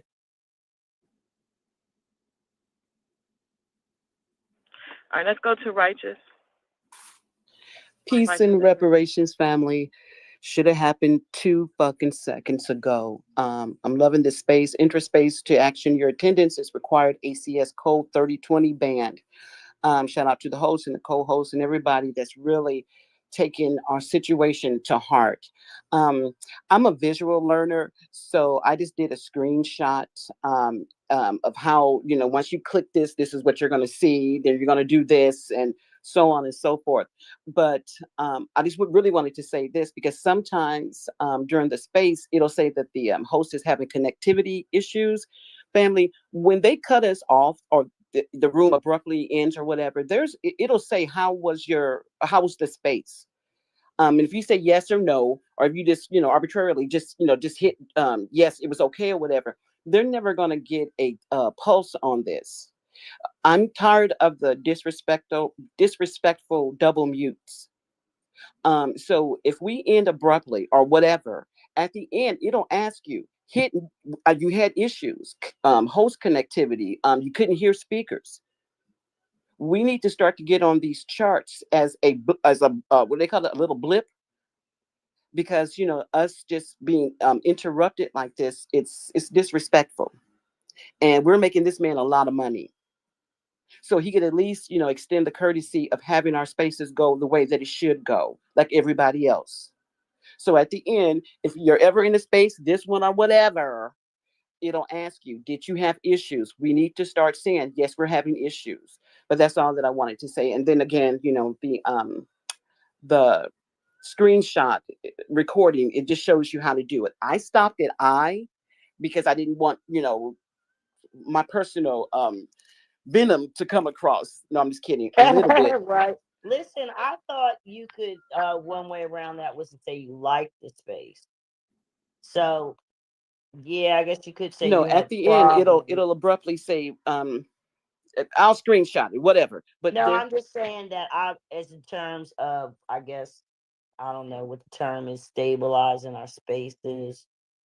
Like they're not fringe spaces that, when I come out, I'll say that, yeah, I like the space. And when I don't like a space, I'll usually, I but I don't do that often either. But I, I, anyway, I don't know what you mean by that, but I'm just saying that at the end of the space, it'll end and it'll give you some options. It'll say, did you enjoy the space or whatever? I don't know what it is now. You got me kind of thrown off, but you can hit no and it'll list connectivity issues. You couldn't hear the speaker, the dog was barking, or whatever the hell it gives you as the options. I'm just saying we need to utilize that because it's an option. Like the sister just said, Asan just said, if it's there, let's get on the charts too. Other people are using it. Otherwise, they wouldn't have it as a feature. But I love y'all. Kick ass and take names. I don't have a lot of money, but I can give you an alibi. Okay, so do what you will with that. Thank you. Thank you for that, sister. Angela, go. I'm sorry. and I did send you Represent. the script, Righteous, so that's in your DM right now. Thank you, Hassan. Okay, real quick. I just put my daughter and I'll let her know that I used her name for this. I'm sure she'll be proud of it. I'm going to have her share it amongst her crew as well. And I highly recommend you guys involve your children as well. I don't know if there's an age limit on it, if you have to be 18 and over or what, but we need to definitely help our young people understand politics in a way that the boomers, in my experience, failed me, but they didn't know much anyway. They just followed the leader and were just told to vote Democrat, vote blue, no matter damn who, to where we are now. But anywho, I digress. I want to ask, is it okay to share this in all of my social media spaces? It's not uncommon for me to get thousands of views when I post. And I feel like that's a great way to make the messaging go viral. Also, can I share it on my channel? Put it in the chat, in addition to going out and enlisting all of my friends and family. Yeah, Can that I? would be good, and especially like in your back channels, or I don't know if you pay for Twitter, but because the script is so long, that's why we have to do it via DM. But yeah, of course, because I think this is we're close enough to the deadline. I don't think there'll be that much fuckery going on. But so we're close enough to the deadline, and I think the request, the initiative, it's ready for the daylight. So it has to come out. We can't keep things for secret and how we're moving. So that's why I didn't want to do it any earlier. I kind of wanted to wait until, we run into the deadline. So yeah, people, if you have that ability to share, even the I don't even mind, the sharing of the letter if you're able to, if you have that many characters, because I think it's agnostic enough, you know, it's the basic demand for self-identification and self-determination. Everybody else is being able to do it but us, so it's no secret. So long story short, yes, please share it. Okay, great. I so appreciate that. Thank you. Also, I think most of us have back channels and we're in multiple backroom chats, right? And I know for me, it's probably like 10 or 12 of them. But yeah, share it there too, because it's important. We are our own saviors at this point. And so for all that we've done here and all relationships and connections that we've made here, this is the time that we should maximize it. So please let's maximize it in all of the chats. I'll personally go into the chats this evening when I get in, and I'll start posting it as well. I know that in the city that they have a chat, and I know that Denmark has a chat, and MF Kush has a chat, and there's numerous people in it. So if we're all constantly sharing it, we should that should help to make sure no one misses this call to action. All right. So yeah, please do. Thank you for that rep perspective. I appreciate it. Righteous. Oh, just one more thing, family. If you're an administrator over a chat, you could really put your chatters to the test by saying, have you, done the call to action? Because like you said, I'm in certain chats, there's like 30, 40 people in there. So maybe as an administrator, I have one too. It's just like a small one, but we can try to let them know this is what a chat room is for. You're in here, so do what you need to do. And the other thing is this: I don't know what's going on, but I was in a space and the vibe went kind of weird. And this is what I mean. For myself right now, I had my hand up, right, and people are talking, and then as I look back down, my hand is gone. So just for FYI, if you see someone putting their hand back up and taking it down, it is an indicative of saying, okay, they're not listening to me. Nobody wants to hear me speak. I don't know what's going on, but you literally have to push the button to put your hand back up. So it may appear that people are just putting their hands down, saying that the person speaking is talking too long. It's not that. Well, it's not that for me. So give us a little grace, because it'll go away. And then you're looking at, where did my hand go? Just FYI. That's a system. I've been kicked out like 5 times, and Dawn keeps having to let me back in as a speaker. That's the system. That's X doing that. And that's one of the things that you can say at the end of this space if you're kicked out. Or we're not kicked out or whatever. I'm going to screenshot it. You guys know exactly what I'm talking about. You just probably just looked over it. But at that juncture, that's when we start to say, wait a minute, we're not having this either. Like I said, we make this man a lot of money. But I'm going to go back down to listener. Thank y'all. Thank you. I just want to recap with everyone while we're here to kind of reset. First, I want to, as always, say thank you to the entire family for the support, and not just the support for the ACS, but the overall support of us coming together to share information, to educate one another. Just the evolution that I've seen happen over these multiple apps, from Clubhouse, Facebook, and X. I've seen us fight, argue. I've seen us getting very, very ugly with one another. And now I've seen us kind of coalesce around, okay, all that's out of our system. Now let's really start focusing, right? And let's really start getting the work done. So first, I give all praise and honor to all of you all here that are still in this fight, fighting, that's willing to evolve and grow, willing to pivot when we need to pivot, and recognizing this.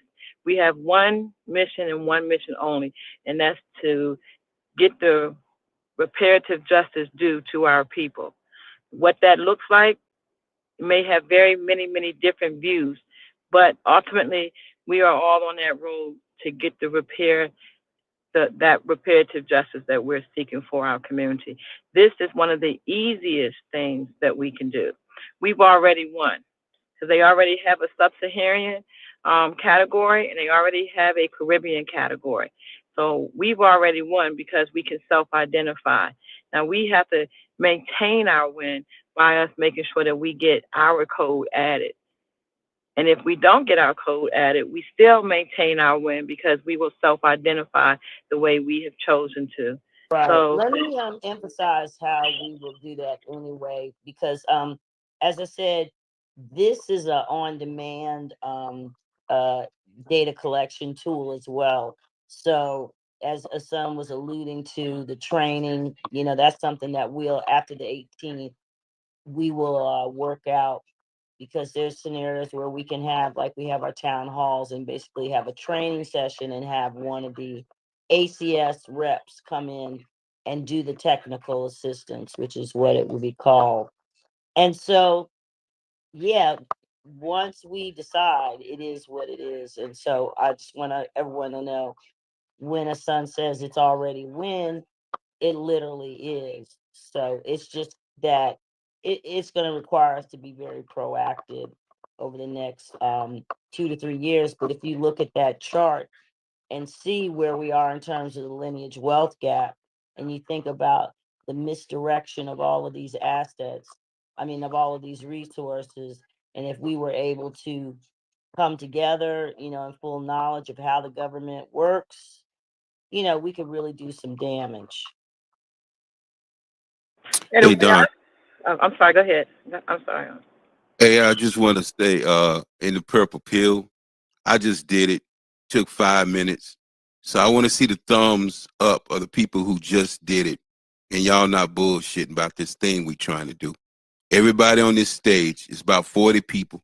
If you part of the lineage and you part of the movement, you should have went on and copied that, copy what Don said, go to the link, copy paste that in there, put your name in, right? And hit submit. It's that. And the best part about it, as I said, we're going to do these rooms. Yeah, sorry about that. Intermittently. But that's what it's about, y'all. Please. If you did it, put your thumbs up. If you didn't, I'm going to put a thumbs down on you, because everybody in here that's a part of the lineage should have already did what the collective movement is about. We have to get our collective movement game up. When something is given, if you really about this, like, so I don't want to hear no crying or none of that shit about we ain't got our reverend. Everybody claiming black. If you ain't standing on your shit and fighting for your land and your soil. We got part one done. The damn immigrant influx was stopped. Now it's time for us to get in our proper position. So if you bullshit and you ain't really about it, you don't want to get in the streets, you don't want to donate no money, you don't want to do nothing but sit on this app and listen, then you are just as bad as them DNC members on the other side of the lineage. Everybody should have put a thumbs up that they did that. It only takes 5 freaking minutes, man. So we either gonna fight this shit or we not. Real talk. If y'all about that life, then be about that life. 5 minutes. That's all it took me. Thank you. Hey, Unc, you right. I say this, they are messing with your space, Auntie Dawn and Auntie Ashun. They definitely messing with your space. They dropping me. I had to come back it up like 3 times. But I say this. Yeah, let me back out. I'm about to go to my Discords right now. Let them know what it is. And yeah, we're gonna get all these files in. Like you said, it's on the how the kids say it? The assignment. Yeah, we got it. The assignment is her. Assignment, right? Yeah, the assignment. And we ain't got no. Yeah, see, Dan, I can't hear nothing. Let me get out of here. I can't hear nothing. All right. You know how I see this is there's been a pot of gold sitting in our community. We just didn't see it, right? Everyone else saw it. We didn't see it. We kept walking by and we kept saying to ourselves, how are they able to do A, B, C, D, right? How are they able to do this and how are they able to do that? We didn't get that memo, but we got it now. So so like you're saying, it's gonna be, you gotta keep putting the onus on each and every one of us. Good, bro. We ain't got no choice. Like, there's no choice in this shit. If when 2028 roll around, you're gonna either be a consumer person and that's it. Shut up the fucking crime, Don't want to hear it. If you ain't gonna put in the work, if you don't want to get out and do nothing, then you're just as bad of a problem as the damn immigrants to me, right? So we sit here, we got all this scholarship, we got all this knowledge, we don't see hindsight, we know what the pros and the cons was of the past. We're adjusting ourselves in the present to affect our future of the unborn children, so they won't be saying, dang, why this stuff all bad? Why they're going through the same shit we went through, right? So real talk, y'all. I mean, if you really about that life, man, just do the right thing, right? Very few people put thumbs up, so I'm assuming most of y'all on here didn't do it, right? Because it don't take much to put a thumbs up. I see you putting emoji smileys and thumbs down and hundreds all the time. When asked, did you do to put in the work? Nobody puts up nothing, right? So at the end of the day, you're gonna be I graded. did the work. I did. I'm over here posting it, so they might be busy doing the same thing. I'm Okay. assuming they're doing the same thing, that they're sharing it, because I'm sharing it while you talking. Okay, cool. Then you're doing your part. That wasn't for you, right? So I'm just saying for the people who know who they are, right? We are no longer in it. We no longer have the grace to just sit, talk, and be on these apps every day, putting in all the scholarship, all the knowledge, and all the things.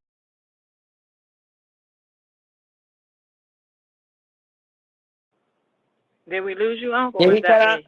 Hey, Black Idaho, I see you down there. I sent you a DM with the script. How about that? My thing keeps shutting down, but we just got to. Ray, I see you. I'm sending you the script. Everybody should get the script. So go to, what is it? The last pinned tweet in the Jumbotron has the link to the Federal Registry. So you cut and paste that right in the comment section, sign your name, and then we want you to take that and send it to 10 people in your contact list so they can do it from the comfort of their home to your trusted family and friends. So again, we are pushing for 2 codes, 3020 ban, which is an acronym for Black American Negro Descendant, so that we can establish our beneficiary group and at a later date with paperwork determine their status. Are you a veteran? Are you a freedman? Are you disabled? Whatever. Crazy. We don't know. But we need you to be in the band so we know where you are. We can count you and we can work to getting these resources like U.S. aid and all this Department of State foreign aid redirected to a place where they will not only uplift us, but also help make America great again. How about that? So we need Doge to understand it. We understand the impact of all of these misallocated funds. And I think it's interesting. Somebody said, or the troll that came in, do you really think you're going to get reparations? Yeah. But I don't think it's going to be the Pan African version that we've been talking about for the last 4 years. I don't think it's going to be, the gerbil wheel to nowhere. We're off of that, and understand that we're talking about a little check. I mean, scroll through, look at the cover page from the ACS where it tells you this is what we use these codes for. So it's pretty much right in your face. And now with our new brand of advocacy, where we understand that disparity studies are evidence of discrimination. And because they are evidence of discrimination, they call for direct remedy for that group that has been identified, and therefore strict scrutiny is met. So if we can show that band suffers from various disparities and it's systemic, and we can quantify it, then that means that it must be repaired. So it's interesting that, like I said, a new brand of advocacy, but something that actually has a payoff. If we understand and do, basically continue to do our work and educate ourselves on how it works, and then how to marry it with our advocacy and monetize it essentially for our community. And that's the important part, Dawn, is that people, we can appreciate how much we have learned, because this is one step, which is making sure that we identify who our group is and that we show up and that we are delineated, right? We are delineating ourselves so that we make ourselves now be seen, versus the government trying to flatten us and washing us out so that we would not be seen. But now that we've cracked the code on how we make ourselves being seen, the next step is, once we do this, this money is going to start to flow down to our community, right? And then the question is, how do we access the money once it flows down to our community? And that's where, like Uncle was saying with Mark and others, right? We are all learning how to then get that money off of the table and become the service providers, become the organizations that will be granting out these funds, or that you can go in and you can directly compete for contracts utilizing the different titles and laws that we have not been maximizing. And so the first step is recognizing, where is the pot of gold? The pot of gold is with the ACS. The pot of gold is with the band. And so all these other ethnicities, they've already understood that. That's why they were on those two meetings, trying to find out how they can become quote unquote Black. If I do this, can I be classified as Black? If I'm a purple pie man and I check off Black, and if it's 500 of us that do it, will we be able to access this type of resource for us? Right? That's what they were asking. They understand what we didn't understand, or what we weren't aware of. But we know it now. We know where the pot of money is now. And now once we get this band thing done, then, like what Sexy Raw has been doing, like what Mark has been doing, they're educating the community, along with others of us, on, once the money comes to your locality, how do you access it? What do you need to do? How do we position ourselves? These are the things that are now being afforded to us. I can tell you as living testimony that it works. I can tell you that we have access to millions of dollars here in my state, and we have positioned ourselves to make sure that we cover band, and that we make sure that it's not taken away from band by any type of flattening of using the words minorities, socially disadvantaged groups, BIPOC, and all these other things, right? We understand now that once the money comes down for this particular group, we now know how to position ourselves to get it. The first step to that window is making sure that the ACS, who controls the quote unquote trillions of dollars, that pot of gold, that $1 trillion pot of gold, has now been revealed to us. And now we're all hovering around it. We have all these outsiders trying to push us out the way and say, no, we're Black. And we're saying, no, you're not. Eventually you're going to have to stand on who you really are, because we're standing on paperwork. And what not we're something doing that we just also is a reset. Sure, we could use whatever, I don't know, Black/African American, but we're starting from scratch essentially with new gates, and then moving forward from there of who exactly is eligible for what. And we want the country to re-examine who and what the 14th Amendment was written for. We want them to keep talking about the quote unquote children of the enslaved. We want our faces, our voices, our lives, our ancestral lines to now be seen and heard, because America wanted to wash us away, and they've been successful at doing that. And now, with this opportunity, with the next 4 years, we may go through a whole lot of hell, because everything is not going to be favorable to us.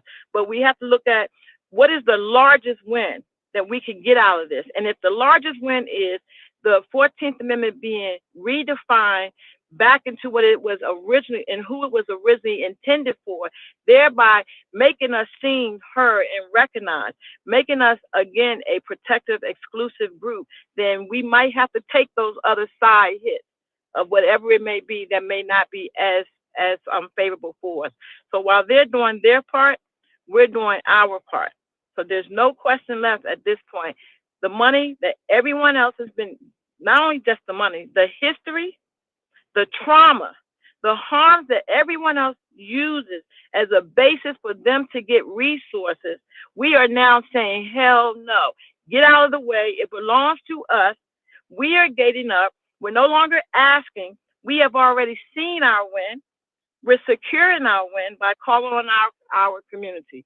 And all we need you to do is, as Unc said, take 5 minutes, submit it, and simply say, I support code 3020 for band and 3025 for American Negro, and leave it there. If that's the minimum that you can do, it doesn't cost you nothing. If you're on this site, if you're in this room, then you have the ability to do that. I got a question. So what about if these African booty scratchers find out about this and start checking 3020? Does that mess us up or what? Don't stop playing, because No, you know it's called being devil's advocate. Enough. So in essence, no, it wouldn't mess us up. It's simply going to secure our positioning of 3020, because at the end of the day, this is self-identification. You hear that? It's about the numbers, right? It's about the numbers, because at the end of the day, when it comes to you proving your lineage, your ethnicity, when it comes to the band, you will have to prove that when it comes to you accessing these resources. Right. And once we establish what it is, that's what it is.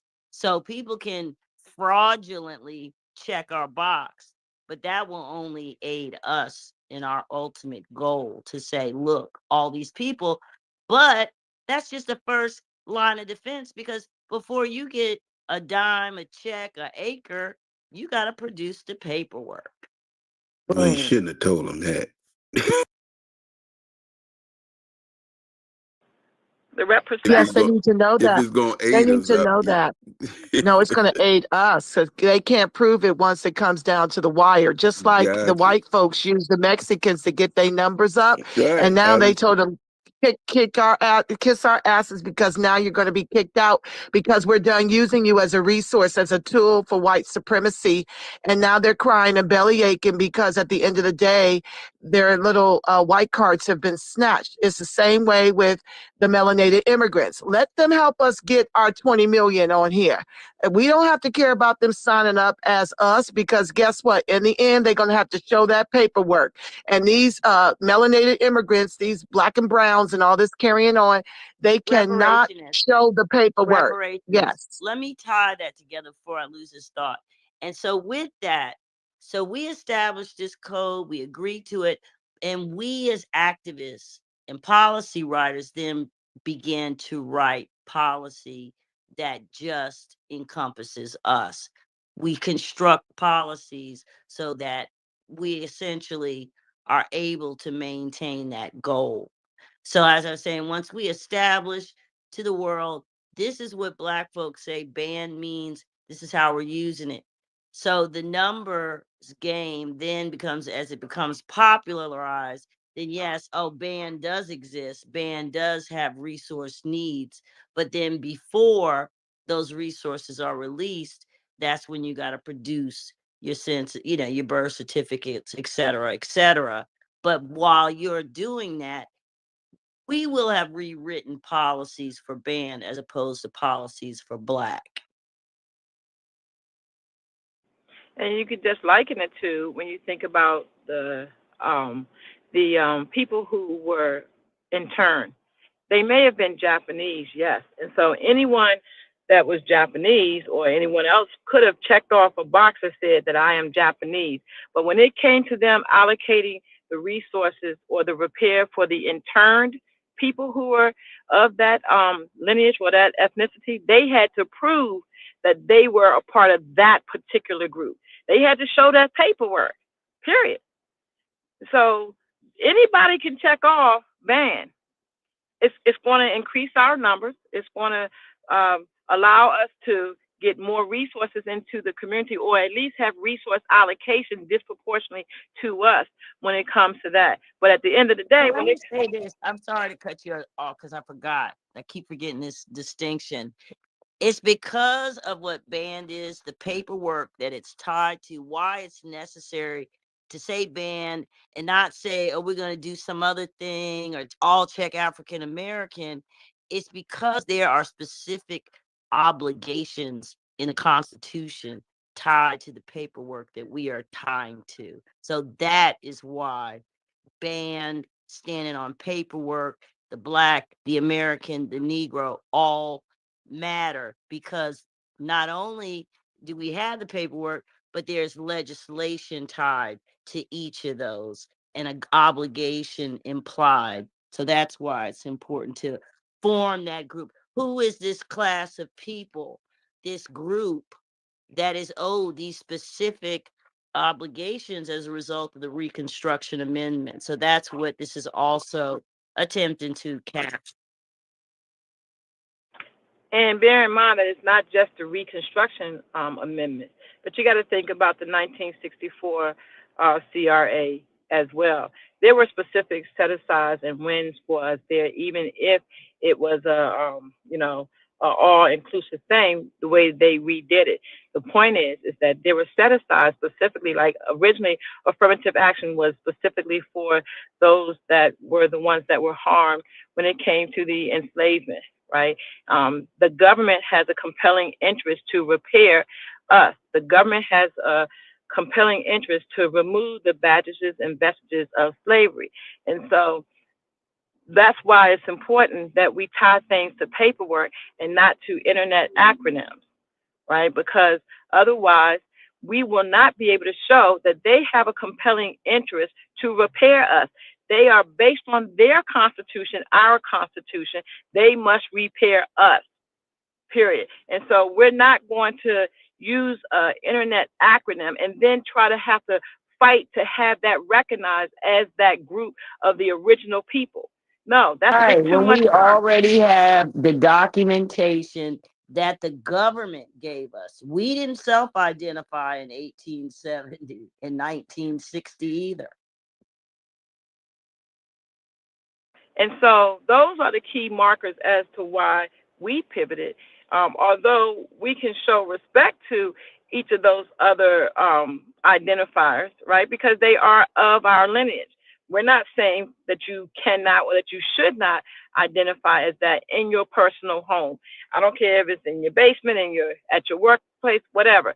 The point is, when it comes to enumeration, data collection, and resource allocation, we have to play the game smarter. We have to be like everyone else out here, all these other ethnic groups who understand. I might not care for how you identify, but when it comes to us getting this pot of gold with this $1 trillion, I'm gonna shut up. I'm gonna fall in line. After I get my part of that $1 trillion, then I'll go ahead and make my Freedman town or my Adolf town or my Solon town. That's up to you. Or if But all let's of just us, get the money. or how about this scenario? Here's a group of band, here's a band over here, and they all have done their paperwork, and they said, you know what? We are all verified American freedmen, and we're going to go get our bag for our group based on that. And so that's how that would play out, but all under this descendant umbrella with these very specific obligations. And understand that the band code is important for this reason also.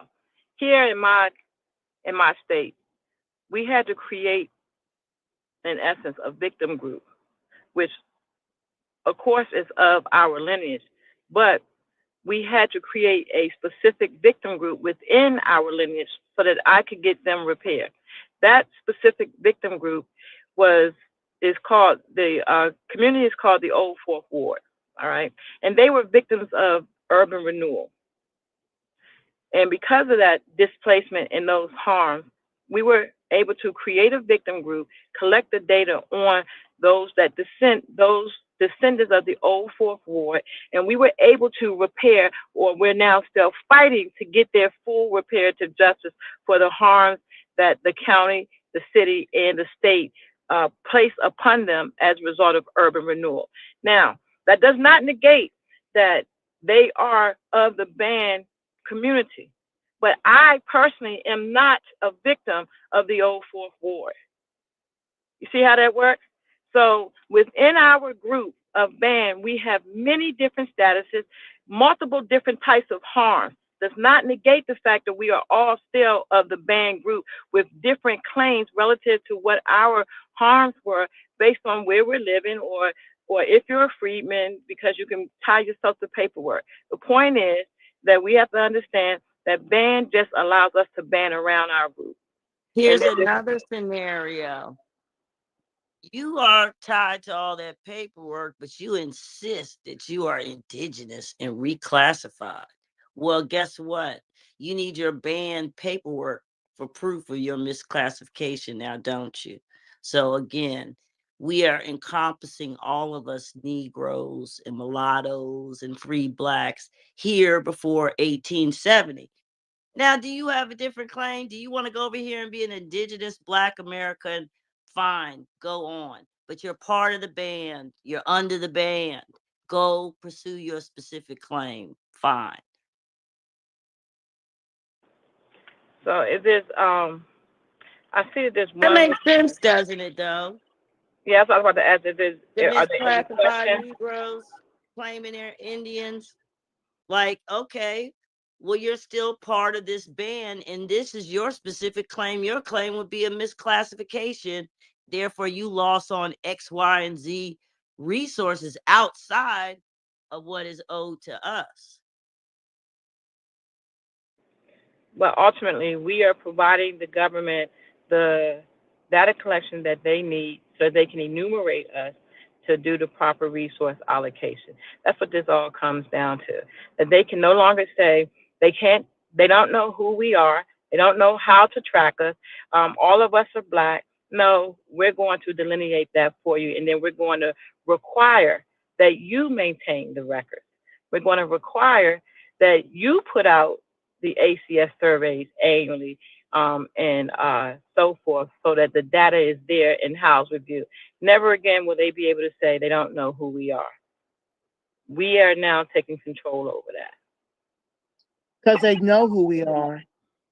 Exactly, but it's always been Like there. she said, the ACS is a tool that we didn't know about it. We didn't know that it was a community organizing tool, that organizations, nonprofit, rely uber heavily on this, and that we can go forth and count whoever we please. That's what she's saying. And Yes, thank you. yep, and they're required to maintain the records, and they cannot deny us of what we want to identify as. You see I mean, it's so beautiful. You know how we used to say, I wish a nigga would, right? I wish they would try to deny us. Can you see the lawsuit that will come if they denied us self-identifying? It's no way that we don't have a win, period, here. The only way we don't have this win is like what Unc said earlier. If we don't show up and take the 5 minutes to do our submission. Anyway, I see we Hey have. sis, tell them again. Tell them again. Explain to them again how us not showing up and others showing up, how the numbers really matter. Yep, those numbers matter because again, I can tell you personally, as I sat there and I watched on and listened to those folks try to shoehorn themselves into the Black category, they understood that this is where the resources are. And so if all of them show up, and I'm going to say again, just a humble number, if 500 of them show up and do a submission and only 45 of us show up, then you already know what the outcome is going to be. Don't even cry no more. Don't even cry no more. Don't even cry no more, because it's up to you. You gonna put in the work or don't put in. This is why I say all the time, there is nothing, and what you're saying right now, sis, echoes and solidifies what I'm saying. There is nothing of value for others outside of America there's nothing in only thing of value, should I say it like this, in America for those outside is the black door. That's why they coming in there talking about, well, how can I identify as black? How can I identify as black? Because there's nothing. There's no value in America without using the black door. Nothing. That's why all of them cling to it, use it. The 14th Amendment, everything that people are using to get an upper hand is through our door. Period. There ain't no white door. There ain't no Asian door. There ain't no African door, no Caribbean door. There's nothing. Well, Only let's go out. foundational Black American. Let's even prove that how apparently they're near exhaustion of us as we're heading towards zero wealth and whatever. So they've gone overseas basically to recreate the model using these populations overseas, their numbers. None of this money goes to the people. It's all used to fund the NGO complex. So we got the government titty in the corporation's mouth, and then we got the whole welfare, the NGO, parasitic welfare structure. It's crazy. White people are a complete social construct, completely propped up on the business end by government contracts that are handed to them, industries that are created for them. They're trained to be in these industries. If they don't have the skills, they get technical assistance. And then on the side where we attempt financial independence to help ourselves, and we look at the statistics there, and once again, it's the exploitation of our bodies, of our stories, that's so fucking blatant and amazing, that they're using our statistics to start these organizations saying that they're going to address all of these vestiges and badges of slavery, and all they do is line their own pockets and turn out mediocre results of 10s and 20s. So that is what we're faced with, just a very much a 360 economic, a situation of economic violence, uh, from the point of pulling up yourself by your own bootstraps, or trying to get it out the mud, or even just, hey, let me try to get a job with somebody else because Black businesses can't get their share of the loans so that they can hire their own people. So this is what we're dealing with. It's a code, but it means so much. It can be used um, in so many ways in our advocacy to wake our people up and help them understand. And God bless Doge, God bless Elon Musk, for revealing, waking it up. these glaring, fraudulent expenditures, which we all knew, but finally our interests intersect. I'd like to see every department given such an audit. We can now safely say that reparations can be paid, the lineage wealth gap can be closed without raising taxes. Do we understand how we need to pivot? And also, please, dear God, people, please stop talking about reparations for slavery. You were not slaves, but you are the descendants thereof, and they are trying to genocide you.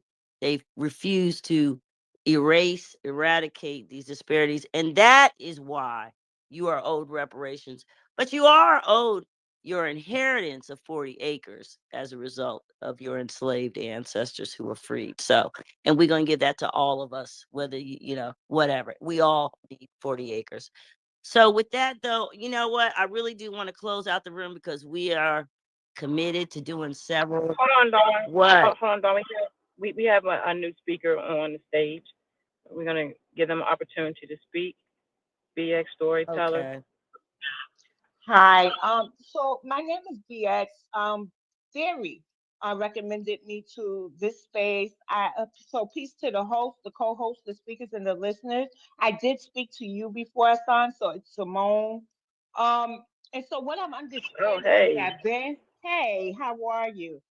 So what I'm understanding from the little bit that I caught here is that Ben would be like our umbrella term for the subgroups under that, such as Black/African American is, and then we have our subgroups such as the mulattoes, the Creoles, and things of that nature. So I do have a small Discord, and Simon said this is a call to action. So is it safe to say that we can take the band template and put it on the census.gov, that questionnaire that they're asking us to comment on? I just want to be clear. Okay, so yes, I'm gonna copy and paste the letter in your DM, and then you were saying something about copy and paste. I wanted to say something to that.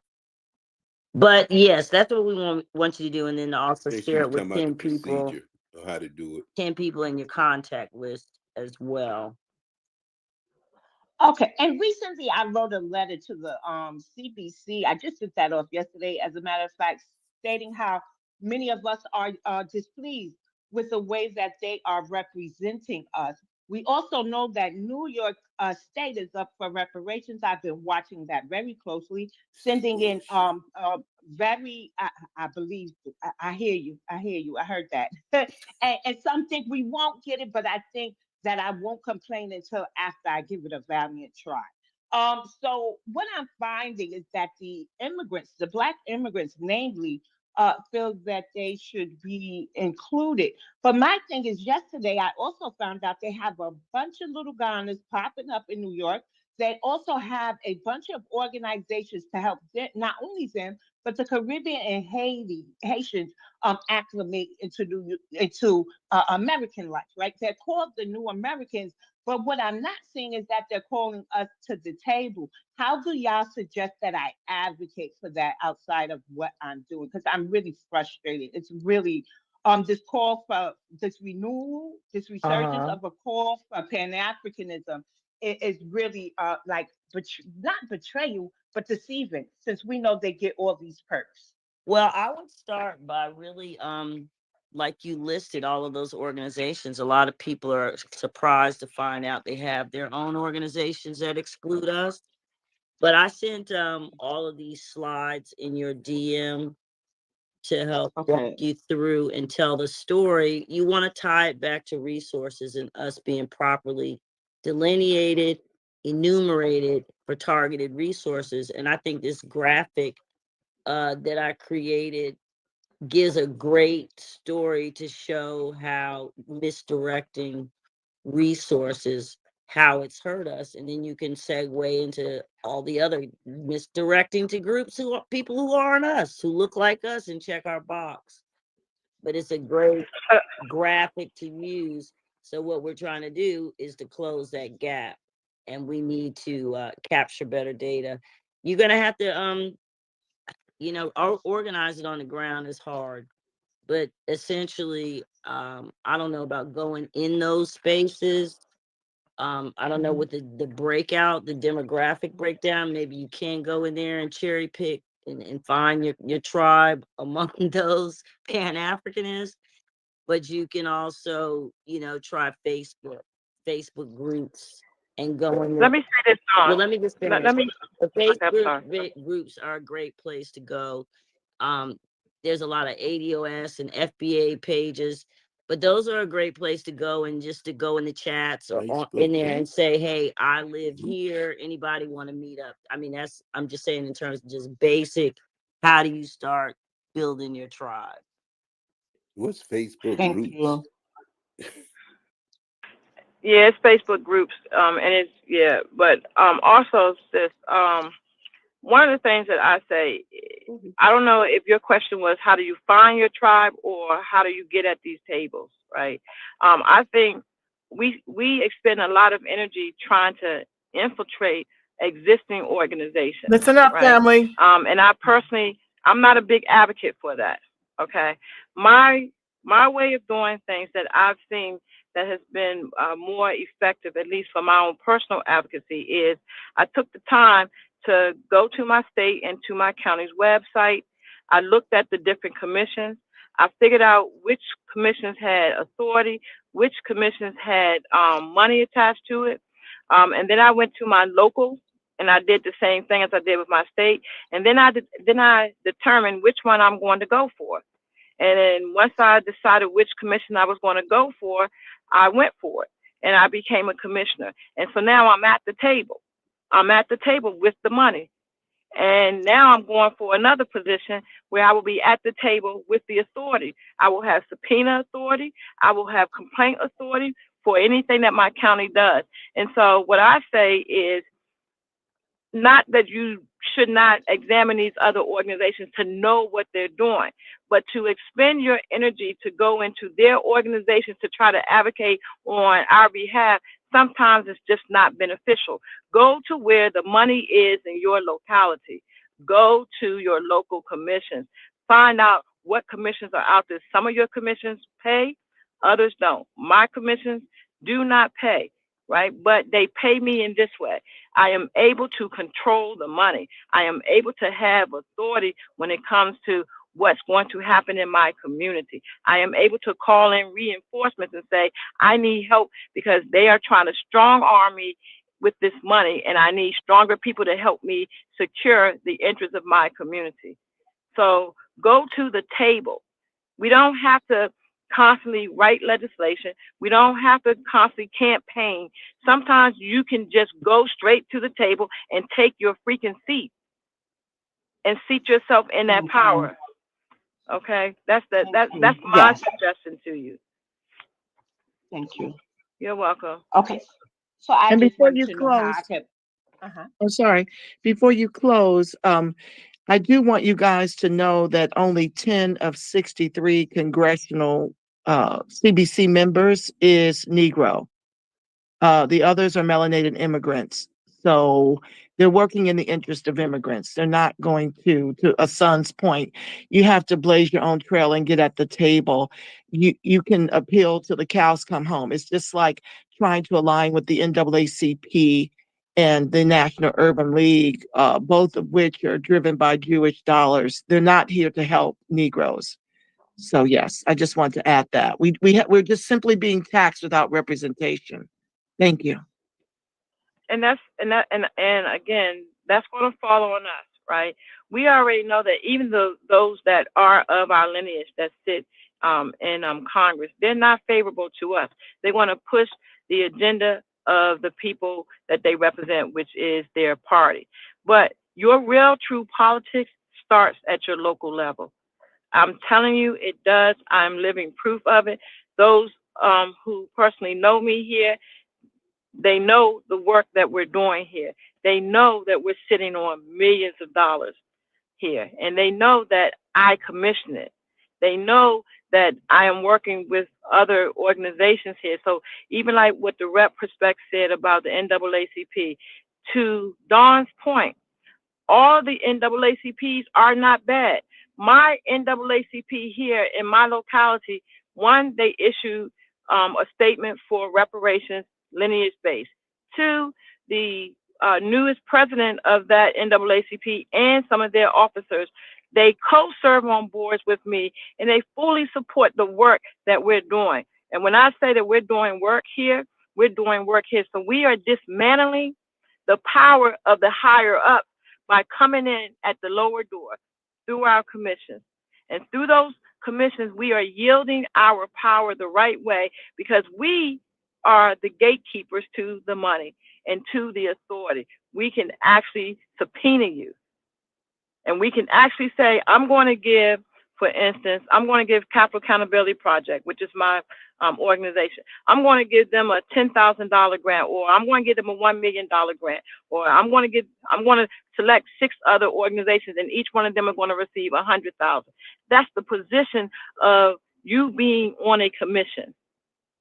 So please just don't dismiss these commissions because some of them don't pay you. Look and see which ones have the power and the money with them, and position yourself on them, because we dictate to our senators, our delegates here, to our county executive. It is the commissioners that when we make a recommendation, 9 times out of 9 times, they're going to go with what the commissioners say. And that's how we began to transform our communities locally. That's how we transfer power from these melanated immigrants and from the power structure itself, the establishment itself, back to us. We are now building infrastructure in sustainable communities, and in doing that, we are creating sustainable organizations and service providers. That's what we're doing. Okay. And with that, we will probably have another room, definitely this weekend, maybe tomorrow and Sunday.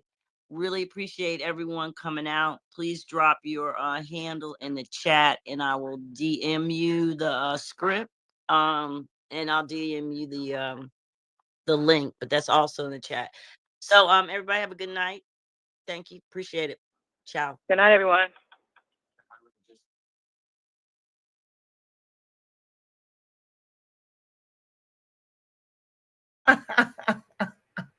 I was on mute, y'all. Thank you. I just learned from Yaira, we had 122 in the building and 122 likes.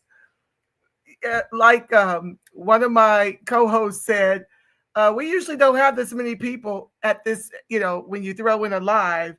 And so that means to me that you are heeding the call, that you're very much invested in your lineage flourishing in the country of your ancestors, as about 4 or 5 of my lives have intimated. As the nation becomes Cali, where are the Negroes going and with what? And so we've got to fight for our country. We've got to leverage Trump. Don't you listen to no one bring you no bad news. Don't you listen to folks who disparage reparations. They told our ancestors the same damn thing, that we would never be free. And we over here at the Reparationist Perspective, we have got the backbone of our ancestors, the ones who fought back. And so don't you let these trolls, because I can't catch every last one of them. I need to learn how to give somebody a wrench so y'all can block them. But don't you ever let no one tell you what you're incapable of, family. When we band together, we take the table over. And what Trump has done, whether you like him or hate him, the bottom line is he has opened up a can of whoop ass, and he has blazed a way for us to take back the table. Now, it ain't his fault if we don't band together and delineate on our own. The demon rats have undermined us for 70 years. And you still got 92% of Black women and 78% of Black men who went out and voted for this nonsense when all they were offering was our erasure and replacement with illegals, dropping unvetted, unvaxxed illegals into our communities to our economic genocide. Okay? So please understand, the demon rats were running on our extinction and abortion and transgender rights. And so if you niggardly went out here and voted for that, shame on you. Yes, let's bring shame back, because I am over all of the comments and the shade and the chair throwing of people who don't understand politics in the way that the grassroots does. I've been here fighting since Obama said no to reparations. And while things have been by and large on a learning curve, we are learning how to get what's ours after it's benefited whites and immigrants forever since they rescinded our 40 acres and a mule. We have still been pulling ourselves up by our bootless straps. And so while we don't always get it right, we did come to the awareness that we needed to move from ban F to banned, because it's not fair to those of us who were here by or before the 1870 census to be left out, because we are the ones that by and large suffer the vestiges of Jim Crow and accrued ongoing systemic racism, oppression, and disadvantage. I don't want to hear no salty tears, belly aching from no melanated immigrants who are here because our ancestors fought and died for them to be here. That is your reparation. Say thank you. Instead of coming over here, cosplaying us to climb right over top of us, when we thought that fight that our ancestors fought and died and bled for you and your ungrateful asses to be in this country. We thought you were coming over here as allies. You came to take our place. And now we're merely being taxed without representation. While Negroes just like to sit up on the wall and not get involved and not become a part of anything we put together. We are done with that. So I am thanking all of you so very much for just coming in here and taking action. Now, I cannot post the entire script in the chat because it's not enough characters. And YouTube is blocking a lot of my commentary. I've been trying to get to you guys as the chat's been flowing. I'm being shadow banned. I'm being demonetized. So please know that if you want the entire script, it's just a mere copy and paste into the link. I can send you both. You can do it right now. But what's most important, family, the 122 of us that are here on a Saturday morning, afternoon, we need to make this go viral. Not just to 10 friends. We need to share it with everybody we know. We've got 10 days left. And so I see people in the chat crying over immigrants and trying to act as if they're due what we are owed. Y'all have had enough. You've eaten enough. You're fat enough. My people are the highest rates of homeless, highest rates of unemployed, highest rates of evictions, highest rates incarcerated. We are done. We're done. And so if you, this is the part where everybody gets to be a part of the movement. Y'all got platforms. You need to make it go viral. You need to share on all your social media platforms. You need to email everyone you know. Get the allies involved. Thank you, Michael Pan. He's over here saying he's going to get everyone involved. He's of the Asian persuasion, but he's an ally. If you care about the Negro lineage flourishing in the country of our ancestors, the only country we know, then you will get involved and you will stop making excuses. Okay?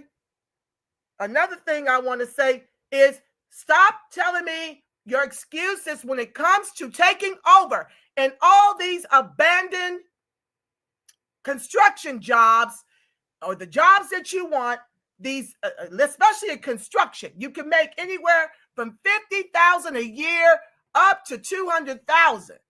And they're willing to train you. So don't be up in my feed over on X. I think it's got about 40,000 views when I told the Negroes to go out here and get these jobs. And I don't want to hear you don't want to work. You've had a long enough rest, and Trump has got them scared. They have fled these sites, and I'm going to share a video right now of a great young Black man who's thanking Trump because he showed up like I told him to. Well, I don't know if he heard it from me. Somebody told him to go, I guess his own mind, when he realized I'm driving Uber and I'm starving. He showed up to get that job. It's a perfect time to share it here.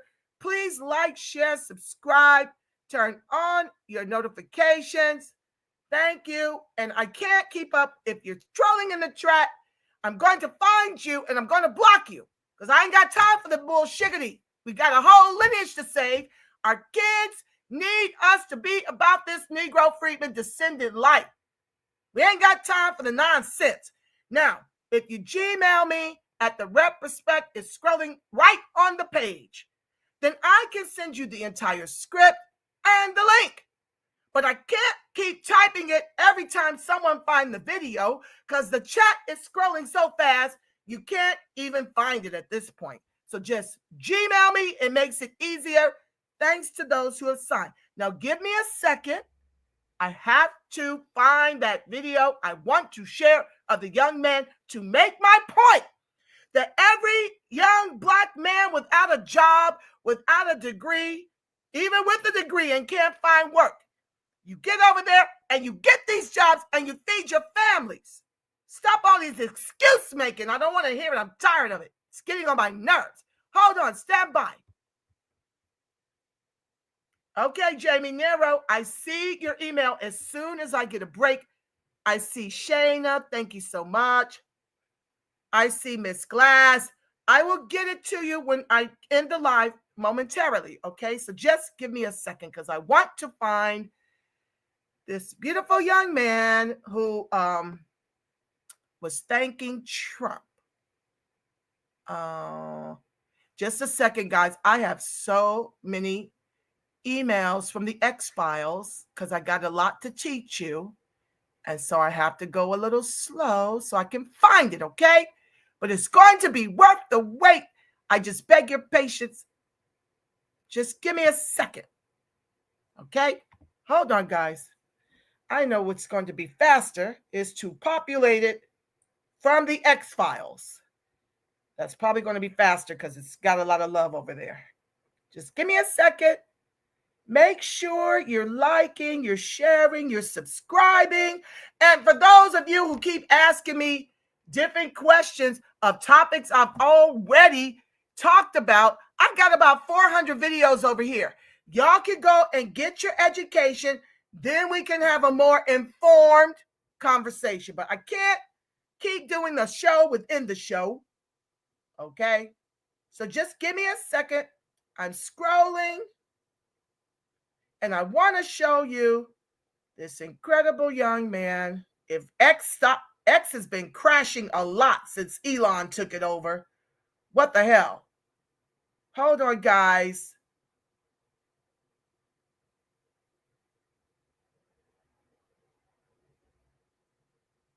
Just a second, please.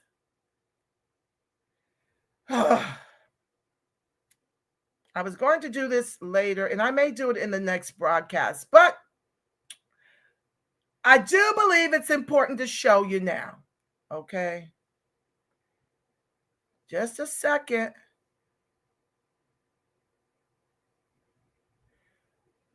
Well, is it going to open? Hold on, guys. Now they don't recognize the URL. Oh, here he is. Here he is. Here's the gorge. Well, he's a little tatted up. Not my preference, but I just love what he said. I'm not looking at all those tattoos. I'm just glad he spoke up. Hold on one second, guys. I'm emailing it to myself so I can share it with you. And then I'll pray us out, okay? Because I'm tired now. I'm tired. I had to help one of my parishioners. And oh, Lord, I'm exhausted. Hold on one second, guys. Okay, so here we go. Just a second. Okay, I see you, Miss Dorsey. Thank you. I will give everyone your emails when I'm done with the live, okay? All right, let's get this going. This is called Post from I Mean, Therefore I Am. Okay, so hold on. Let me share. It's exciting. It's exciting, family. We are taking all of our identifiers back. We are taking our country back. Okay, stand by. I'm excited if y'all can't tell. Okay, hold on. Share this. Can y'all see that? I hope so. Okay.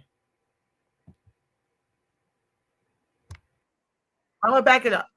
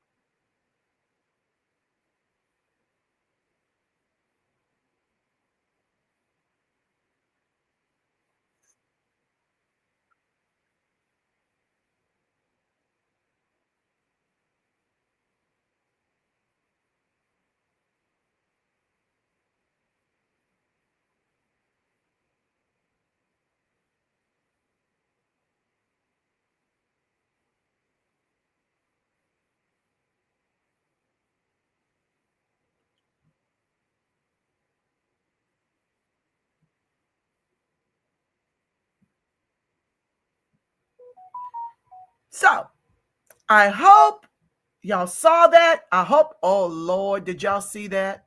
Oh Lord, was it not playing? Hold on, guys. Let me do it again. Oh Lord. Just a second, y'all. Maybe, did y'all see that? Hold on. I don't think y'all saw it. I think you just saw my, hold on, guys. Let me stop sharing and open it again. Sorry, guys. I'm not very technical. I need a whole staff, but it's just little old me. So I'll do what I can. Hold on, guys. It's coming. Now, let me make sure you can see it before I play it. This time, I'm going to make sure you can see it before I blow it up. Hold on, guys. Okay. Hold on, guys. It's good. It's rich. I'm coming. I'm so sorry. Let me make sure. Before I press play, I'm coming back over because clearly that was an epic fail. Okay, great.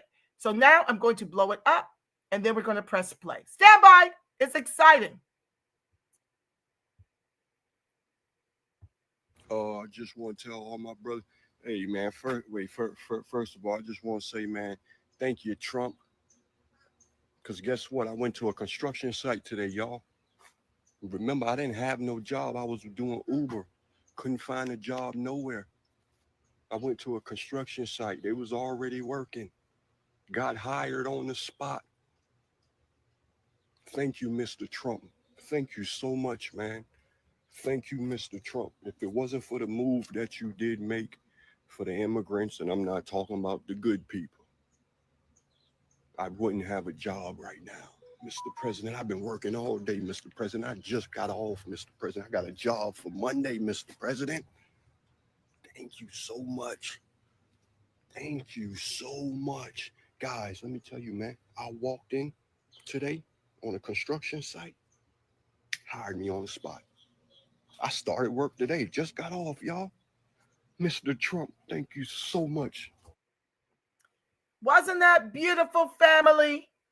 And this is what I have been demanding of our people that don't have work, especially our brothers, right? If our brothers cannot work, our brothers cannot eat, and our brothers cannot marry Negro women, and they can't take care of Negro babies. So I don't want to hear all them excuses from them Negroes in my X-Files that's got about 40,000 views. Stop the excuses. You can make money or you can make excuses. You cannot do both. Don't sit up in my feed and talk about all the racism that exists as if all of us haven't been through some form of racism and trying to procure work in this racist country that seeks to extinct us. The melanated immigrant. How many times do I have to tell y'all when we were at that OMB meeting? They all but said that as they genocide us, they are replacing us with nuclear, moneyed, melanated immigrants. You hear me? Did you hear that? We don't have time to keep putting everybody on the tit except our own children. I'm going to share in my upcoming videos about these lame-ass, crying-ass demon rats outside the Department of Education. Now, I don't give a damn if it falls. We've only got 18% of our fourth graders that can read and do math. Thanks to the Department of Education. I got a whole series called Tyrone Can't Read because Jose can't speak English. Because that's what they're doing with our public dollars, family, educating everyone but us. You don't hear them crying when we're being executed by the race soldiers. You don't hear them crying when these immigrants who are given luxury hotels and cell phones and cars and mopeds and food cards and cash aid. You don't hear them crying as they step over our homeless. These unvetted, unvaxxed criminal illegals. And so, no, I don't want to hear from no crying ass demon rats who ain't done a hot damn thing but tether us to the bottom of the Titanic. And I'm not screaming at y'all. I'm screaming at the condition and the situation and the excuses when I make a suggestion. I only made the suggestion because the last time Trump was in office, he had ICE go raid the little meat plants down south. And the brothers showed up for work and they were hired on the spot. So you get to those construction sites and you get that knowledge and you get your certifications and you start your LLCs and you start to bid for this business. You got to start somewhere. You got to start somewhere. If you don't have a degree, what you going to do? Just sit up here and die? And nobody's begging nobody for nothing. God gives us our jobs. These white folks don't even know why they give us position, because that's the Most High. That's the Most High giving you favor. They ain't giving us nothing. So please don't bellyache about what might happen. If one site tell you no, you go to the next site. You go to the next site. You can't just sit up and smoke weed all day or run the streets with your fellas while the ladies go work themselves into the ground. You got to get out here. Why the hysteria? Get the hell out my feed, Rock Bush. We are on the precipice of ethnocide, genocide in the country of our ancestors. That's why the hysteria. Bye. Let me block your stupid ass because you clearly don't know what time it is. Goodbye. I'm full of fire because I see what's happening to us in our own neighborhoods that are demon-radically run. While 92% black women and 78% black men continue to vote for this and then want to fight us for voting for Trump. You ain't never heard no demon rat give you credit for building the wealthiest country in the world. You ain't never heard no demon rat protect your 14th Amendment and use it as a way to get rid of everyone to make a space for you to show up to a job site and get it on the spot. So kiss my acrobat and my soda cracker if you don't like the tone of my voice, if you don't like the hysteria while my people are at DEFCON 1. Get out of here. Let the door not hit you where the good Lord split you. Get out. I ain't got time for the foolishness. We are out of time. So I'm not going to sit up here and talk all soft because I, unfortunately, can't afford to rest in my femininity. I got to do it all.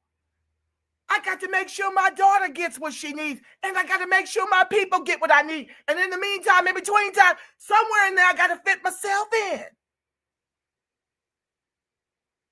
And you shouldn't have that luxury either.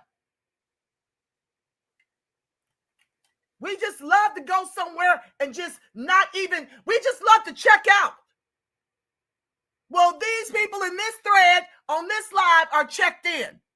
Every time I push the button to go live, they're checked in to get this education, to take it back to their communities and teach their people. So if you ain't here to work, this ain't for you. If you don't know what I'm upset about, if you don't know what I'm talking about, this is not the channel for you. With that being said, the light of God surrounds us. The love of God enfolds us. The power of God protects us. And the presence of God watches over us. Wherever Negro descendants and our allies are, God truly is. Because, family, you are the face of God. Yes, you are the voice of God. You are the body temple of the Spirit of the living God.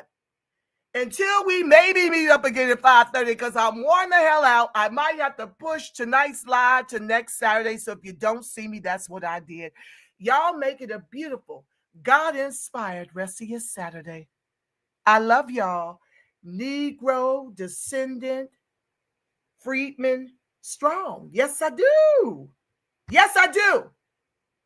Stay tuned for the outro, family. I'll see y'all later. If not tonight, it'll be next Saturday. Y'all know the struggle is real over here. Peace. Reparations.